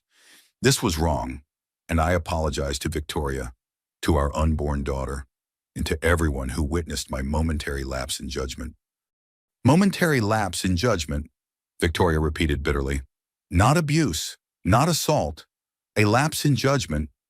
Sarah paused her laptop where she was working. He's reading from a script. Look at his eyes, he's not even looking at the camera naturally, Marcus continued. Victoria is going through an incredibly difficult time with her pregnancy, and the stress of public attention has been overwhelming for our family. I should have been more patient and understanding of the emotional challenges she's facing. There it is, Victoria said. I'm the problem. I'm the one who's emotionally unstable. My wife is a wonderful woman and will be an excellent mother. We are working together to heal from this difficult period and focus on welcoming our daughter into a loving, stable home. The video was perfectly crafted by professionals who understood public relations and legal liability. Marcus expressed regret without taking responsibility, apologized without admitting wrongdoing, and positioned himself as a concerned husband dealing with a wife's pregnancy-related difficulties. Victoria's phone immediately began buzzing with notifications. The media was analyzing every word of the apology, comparing it to her interview, debating its sincerity and adequacy. But it was the private messages that revealed the apology's true purpose. Victoria's lawyer, Jenny Walsh, called within minutes. His business partners demanded this apology, Jenny explained. The IPO was in jeopardy, and the board was getting nervous about domestic violence allegations affecting investor confidence. So this isn't about me at all. Corporate damage control, pure and simple, the timing, the language, the setting. It's all calculated to minimize business impact while positioning you as the unstable party who needs his continued support. Victoria felt the familiar wave of manipulation washing over her. Even Marcus's apology was designed to make her look weak and grateful while making him appear magnanimous and patient. What happens now? He'll expect you to accept the apology publicly, maybe appear together for photos showing you've reconciled. He's betting that financial pressure and social expectations will force you back into line. That afternoon, the pressure campaign began in earnest. Marcus's mother, Eleanor, called Sarah's apartment, her voice dripping with concern and disappointment. Victoria, dear, this public drama is so harmful to the family. Marcus has apologized. Can't you find it in your heart to forgive him for the sake of your marriage and that precious baby? Victoria listened to Eleanor's rehearsed speech about forgiveness, family loyalty, and the importance of keeping private matters private. Every word was designed to make Victoria feel selfish for not accepting Marcus's performance of remorse. Eleanor, did you watch his apology? Victoria asked. Of course, dear. It was very heartfelt. He called hitting me a momentary lapse in judgment and blamed it on my pregnancy hormones. Does that sound like someone who understands what he did wrong? There was a pause. Then Eleanor's voice turned cold. Victoria, you're being very difficult. Marcus is trying to heal this family, and you're being vindictive. After hanging up, Victoria realized that Marcus's support system was rallying around him, pressuring her to accept an apology that wasn't really an apology at all, but the public response was more divided. Social media exploded with debate about the adequacy of Marcus's statement. Many people praised him for taking responsibility, while others saw through the calculated language to the manipulation beneath. Victoria found herself reading comments obsessively, looking for validation that she wasn't being unreasonable in rejecting his performance of contrition. He didn't apologize for hitting her. He apologized for getting caught. At least he's trying to make things right. This is what abusers do. They apologize just enough to keep control. She should forgive him for the sake of their child. The comments revealed how deeply people misunderstood both forgiveness and abuse.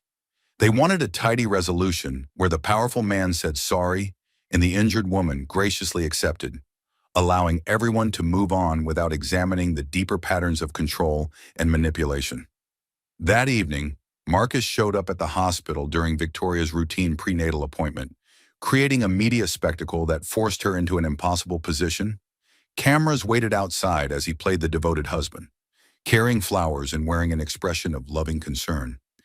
"I'm here for my wife and unborn child," he announced to the waiting reporters. "Victoria has been under tremendous stress, and I want to support her through this difficult time." Inside the doctor's office, Marcus performed care and devotion for the medical staff while subtly threatening Victoria with every word. "Victoria's been staying with her sister since Monday," he told Dr. Rodriguez with just the right amount of worry in his voice. "I'm concerned about her decision-making during this emotional period." Dr. Rodriguez looked between them, clearly uncomfortable with the tension. "How have you been feeling, Victoria?" Victoria realized that anything she said would be interpreted through Marcus's narrative. If she said she was fine, he'd claim she was in denial about her instability. If she admitted to stress, he'd use it as evidence of her poor judgment. "I've been staying somewhere I feel safe," Victoria said carefully. "That's exactly what concerns me," Marcus replied smoothly. Victoria's been isolated from her support system, making decisions based on social media pressure rather than what's best for our family. Victoria watched Marcus perform love and concern for an audience while systematically undermining her credibility. He was so skilled at it, so practiced, that she could see Dr. Rodriguez beginning to view her with worry rather than compassion. After the appointment, Marcus walked Victoria to the hospital exit where cameras waited. In front of the media, he put his arm around her shoulders in a gesture that looked protective but felt imprisoning. "We're working through this together," he told the reporters.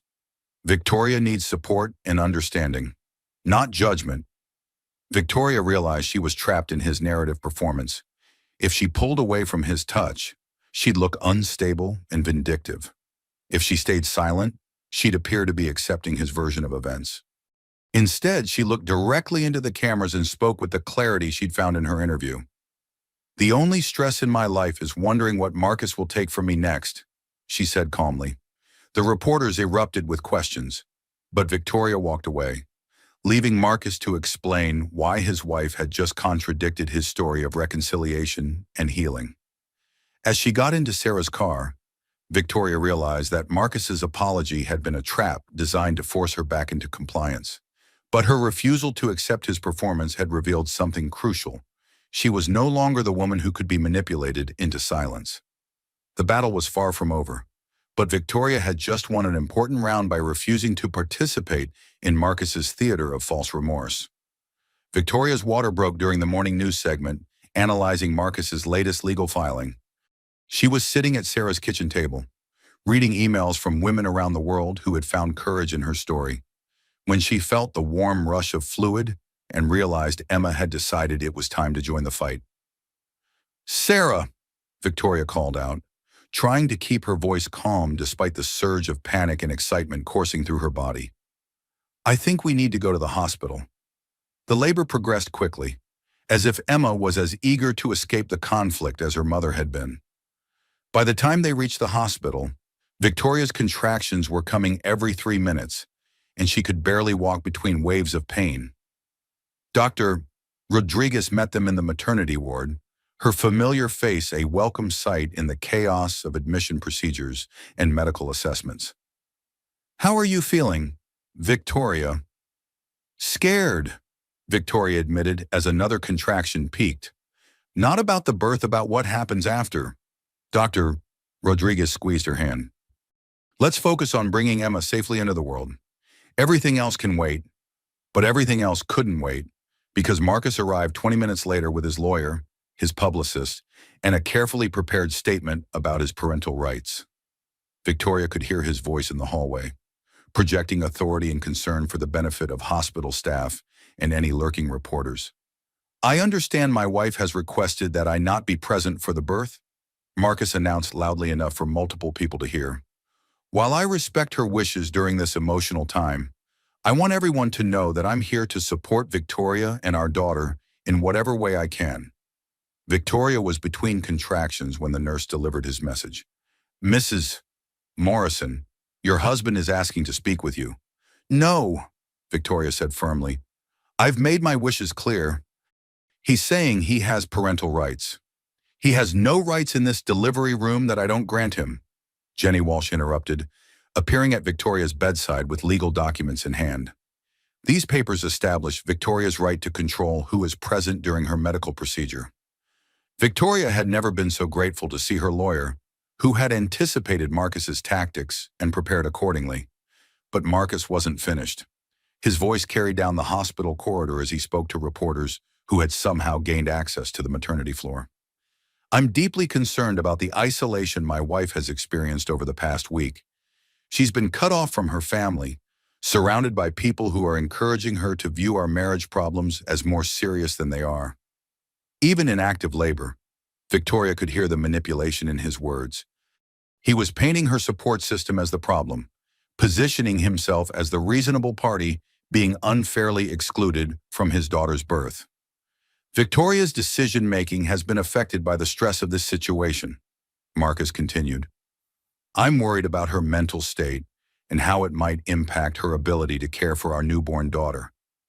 Victoria's contraction peaked just as she heard those words, and she gripped Sarah's hand with enough force to leave marks. He's building his case, she gasped between breaths. Even now, he's building his case to take Emma. Sarah smoothed Victoria's hair back from her sweaty forehead. Let him talk to the reporters. Honey, you focus on bringing our girl into the world safely. But the psychological warfare continued throughout Victoria's labor. Marcus held court in the waiting area, granting interviews to reporters who portrayed him as a concerned father being kept from his daughter's birth by his wife's supporters. I love Victoria deeply, he told the cameras. This separation isn't what either of us wants. I'm hoping that once Emma is born, we can work together to heal our family. Dr. Rodriguez tried to shield Victoria from the media circus, but the sound of Marcus's voice carried through the hospital walls like a toxic cloud. Even during the most intense contractions, Victoria couldn't escape his narrative construction. 8 hours into labor, Victoria was fully dilated and ready to push when a nurse brought disturbing news. Mrs. Morrison, your husband is threatening legal action if he's not allowed to see his daughter immediately after birth. He claims you're violating his parental rights. Jenny Walsh stepped forward again. He has no legal right to access the delivery room or the recovery room without Victoria's consent. If he continues to harass hospital staff, we'll have him removed from the premises. Victoria pushed through 3 more contractions before she heard Marcus's voice right outside her delivery room door. Victoria, I know you can hear me. I'm not trying to hurt you. I'm trying to protect our daughter. You're not thinking clearly right now, and I'm worried about Emma's safety. The audacity of his words claiming to protect Emma from her own mother while she was literally giving birth filled Victoria with a rage that gave her strength. You want to protect Emma, Victoria called out between contractions. Stay away from us. Victoria, please be reasonable. I have rights as her father. Victoria felt Emma crowning, her daughter finally ready to enter a world where her father was already trying to manipulate the circumstances of her birth. You have no rights that matter more than my safety and my daughter's well-being, Victoria said, her voice carrying clearly through the door. Emma Chen Morrison was born at 3:47 p.m. on a Thursday afternoon, entering the world with a strong cry that seemed to silence even Marcus's protests in the hallway. Victoria held her daughter for the first time and felt a fierce protective love that made every sacrifice of the past week worthwhile. She's perfect, Sarah whispered, tears streaming down her face as she looked at her niece. Victoria studied Emma's tiny features, seeing her own eyes and nose, but also something that was entirely Emma's own, a determined expression that suggested she was already prepared to fight for her place in the world. Emma Chen Morrison, Victoria whispered to her daughter, you're going to grow up knowing you always had a voice. Dr. Rodriguez completed the medical procedures while Victoria bonded with Emma, both of them ignoring the continued drama outside their sanctuary. Can I see her? Marcus's voice was closer now, and Victoria realized he had somehow talked his way past the nurse's station. No, Victoria said firmly. Emma and I need time to recover. Victoria, I'm her father. You can't keep me from my own daughter. I can and I will until you understand that being a father is about more than biology. It's about creating a safe environment for your child to grow up in. Jenny Walsh appeared in the doorway, blocking Marcus's view into the room. Mr. Morrison, you need to leave the maternity ward immediately, or I'll have security escort you out. This is my daughter. This is Victoria's recovery time, and she has the legal right to control access. Your daughter isn't going anywhere, but you need to respect the boundaries that have been set. Victoria heard Marcus's retreating footsteps and felt a moment of peace. She looked down at Emma, who had fallen asleep in her arms with the profound exhaustion of someone who had just completed the hardest work of her life. "We did it, baby girl," Victoria whispered. "We made it through." But as evening fell over the hospital and Marcus's voice could still be heard in the parking lot, giving interviews about his concern for his daughter's welfare, Victoria realized that bringing Emma safely into the world was just the beginning of their fight. The real battle for Emma's future, for Victoria's freedom, for the right to define their own family was just getting started. 6 months later, Victoria's small apartment in Brooklyn felt larger than the penthouse ever had. Morning sunlight streamed through windows she had chosen herself, illuminating walls painted in colors Marcus would never have approved of. Emma slept peacefully in her crib, surrounded by toys and books that Victoria had selected based on what brought her daughter joy rather than what photographed well for social media. The divorce settlement had been finalized the previous month, a hard-fought victory that ensured Victoria's financial independence through a combination of alimony, child support, and Marcus's desire to avoid further negative publicity. His business had suffered more than he anticipated from the domestic violence allegations, with several major clients quietly ending their contracts and the planned IPO indefinitely postponed. Victoria sat at her small kitchen table, working on a logo design for a women's shelter in Queens. Her graphic design career was rebuilding slowly but steadily, with clients who valued her work and respected her story. She specialized now in projects for organizations that supported women and families, finding purpose in using her skills to help others find their voices. Emma stirred in her crib, making the soft sounds that meant she was waking up happy. At 6 months old, she was a remarkably content baby, as if she thrived in the honest, peaceful environment Victoria had created for them. "Good morning, beautiful girl," Victoria said, lifting Emma from her crib and settling into the rocking chair Sarah had given them as a welcome home gift. As Emma nursed, Victoria scrolled through the messages that continued to arrive from women around the world. Her story had sparked conversations about financial abuse, psychological manipulation, and the courage required to leave situations that looked privileged from the outside. A message from Jennifer Martinez, the woman who had first encouraged Victoria to trust her instincts, made her smile. "My daughter starts kindergarten next week. She's confident, outspoken, and completely sure of her own worth. That's what leaving gave her, a mother who knows her own value. Thank you for showing me that it was possible." Victoria had accidentally become an advocate, receiving invitations to speak at conferences and contribute to articles about domestic violence awareness. She accepted selectively, always mindful that her primary responsibility was to Emma and to building their new life. Marcus had visitation rights every other weekend, supervised visits that took place at a family center where trained professionals ensured Emma's safety. He performed fatherhood during these visits with the same calculated precision he brought to business meetings. But Victoria could see that he was struggling to connect with a daughter who didn't respond to his controlling approach. "Babies don't appreciate performance," Victoria had told Jenny Walsh after one particularly tense exchange about Marcus's complaints regarding Emma's crying during his visits. "They need authenticity, and that's something Marcus has never learned to provide." The ripple effects of Victoria's story continued to spread in ways she hadn't anticipated. 3 women from her former social circle had quietly left their own controlling marriages, citing Victoria's courage as inspiration. A domestic violence organization had received its largest donation ever from anonymous donors who were moved by her interview. Legislation requiring financial literacy education in divorce proceedings was working its way through the state legislature, dubbed Victoria's Voice by supporters.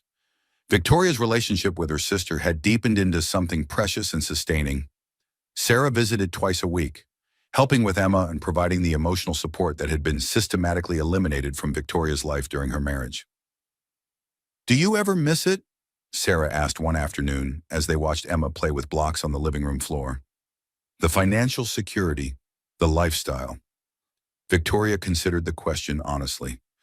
"I miss not worrying about money.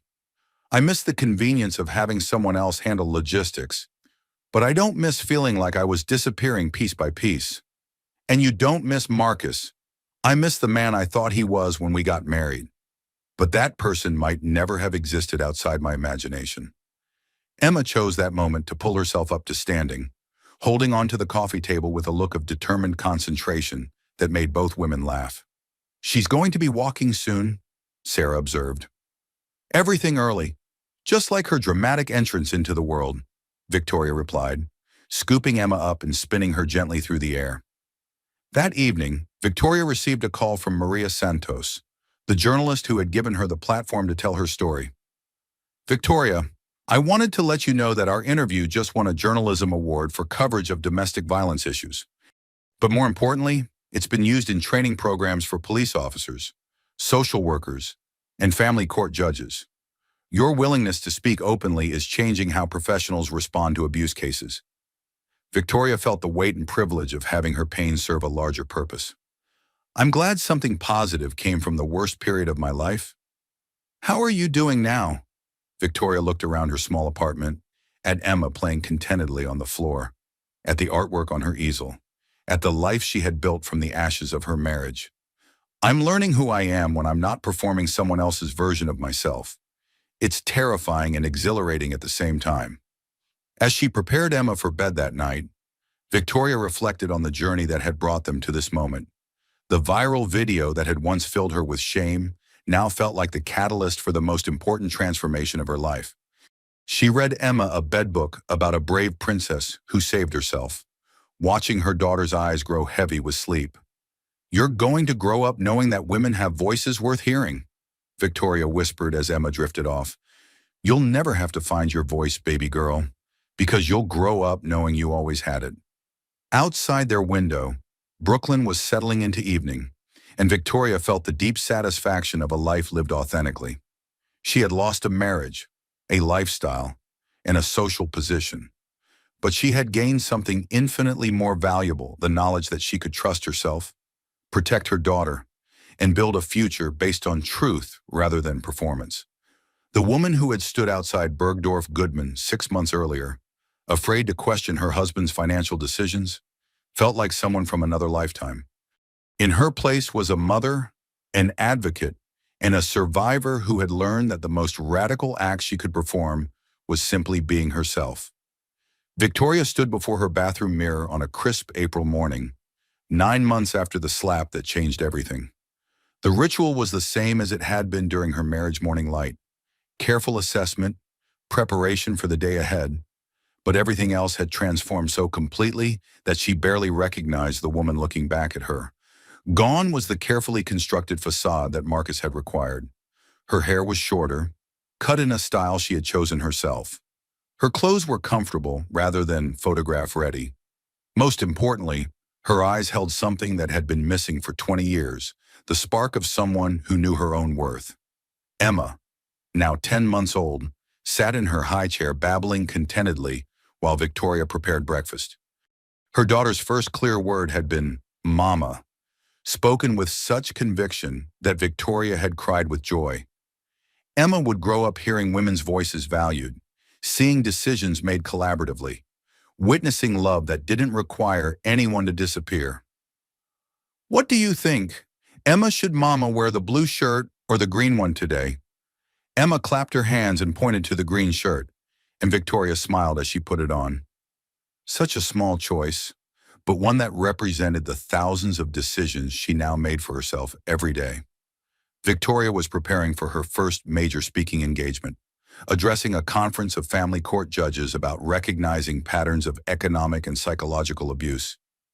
The invitation had come through Jenny Walsh, who had become both her lawyer and her friend over the months of legal battles. As Victoria gathered her presentation materials, she reflected on the strange turns her life had taken. The woman who had once been afraid to choose her own clothes was now educating legal professionals about domestic violence. The wife who had been systematically silenced was now being paid for her expertise and insights. Her phone buzzed with a text from Sarah. "Good luck today, honey. You're going to change minds and save lives." Another message from Dr. Rodriguez. "Proud of how far you've come. Emma is lucky to have such a strong mother." And surprisingly, one from Maria, her former housekeeper. "Señora Victoria, I saw your interview on television. You are muy valiente. Many women in my community are talking about your story." Victoria realized that her decision to speak publicly had created ripples she was still discovering. Women from all backgrounds and circumstances were finding pieces of their own experiences in her story, learning to recognize control disguised as care, manipulation presented as love. The most difficult message had come the day before, from Marcus himself. "Victoria, I've been doing some thinking about our situation. Perhaps we could discuss reconciliation for Emma's sake. I've learned from my mistakes." Victoria had read the message 3 times before responding. "Marcus, the best thing you can do for Emma is to become the kind of man she can be proud to call her father. That work has to happen independently of our relationship." His response had been swift and revealing. "You're making a mistake, Victoria. You'll never find anyone who can provide for you the way I can." The exchange had crystallized something important for Victoria. Marcus still believed that love was transactional, that security and care could be purchased with financial provision. He had learned nothing from their separation, unchanged by the public scrutiny or the loss of his marriage. But Victoria had learned everything. She had discovered that she could provide for herself and her daughter, that security built on authenticity was stronger than luxury built on control, that Emma was safer in a small apartment with a mother who knew her own worth than in a penthouse with parents modeling dysfunction. As Victoria prepared to leave for her speaking engagement, she performed one final ritual. She walked to Emma's bedroom and looked at the wall where she had hung photos of strong women throughout history, activists, artists, leaders who had used their voices to change the world. "Look, Emma," Victoria said, pointing to the photos, "these are your ancestors in spirit, women who refused to be silenced, who fought for the right to exist authentically." Emma reached toward the photos, her small hand grasping at the images of women who had blazed trails for daughters they would never meet. Victoria's phone rang as they prepared to leave. It was a reporter asking for comment on Marcus's latest business venture, which had failed to secure funding amid ongoing concerns about his character and judgment. "I don't comment on my ex-husband's business affairs," Victoria said politely. "I'm focused on my daughter, my work, and my advocacy for other women." The reporter pressed for more details, but Victoria had learned the power of setting boundaries. She ended the call and turned her attention back to Emma, who was more interested in the colorful toys scattered around their living room than in the media drama that still occasionally swirled around their family. At the conference, Victoria stood before 200 family court judges and spoke with the authority of someone who had lived the experience she was describing. She explained how financial abuse worked, how psychological manipulation was disguised as care, how victims were often blamed for staying in situations that looked privileged from the outside. "The question isn't why she stayed," Victoria told the assembled judges. "The question is how he convinced her that leaving was impossible, that her perceptions were wrong, that her survival depended on his approval." During the question and answer period, a female judge asked, "What would have made the biggest difference in your case?" Victoria considered the question carefully.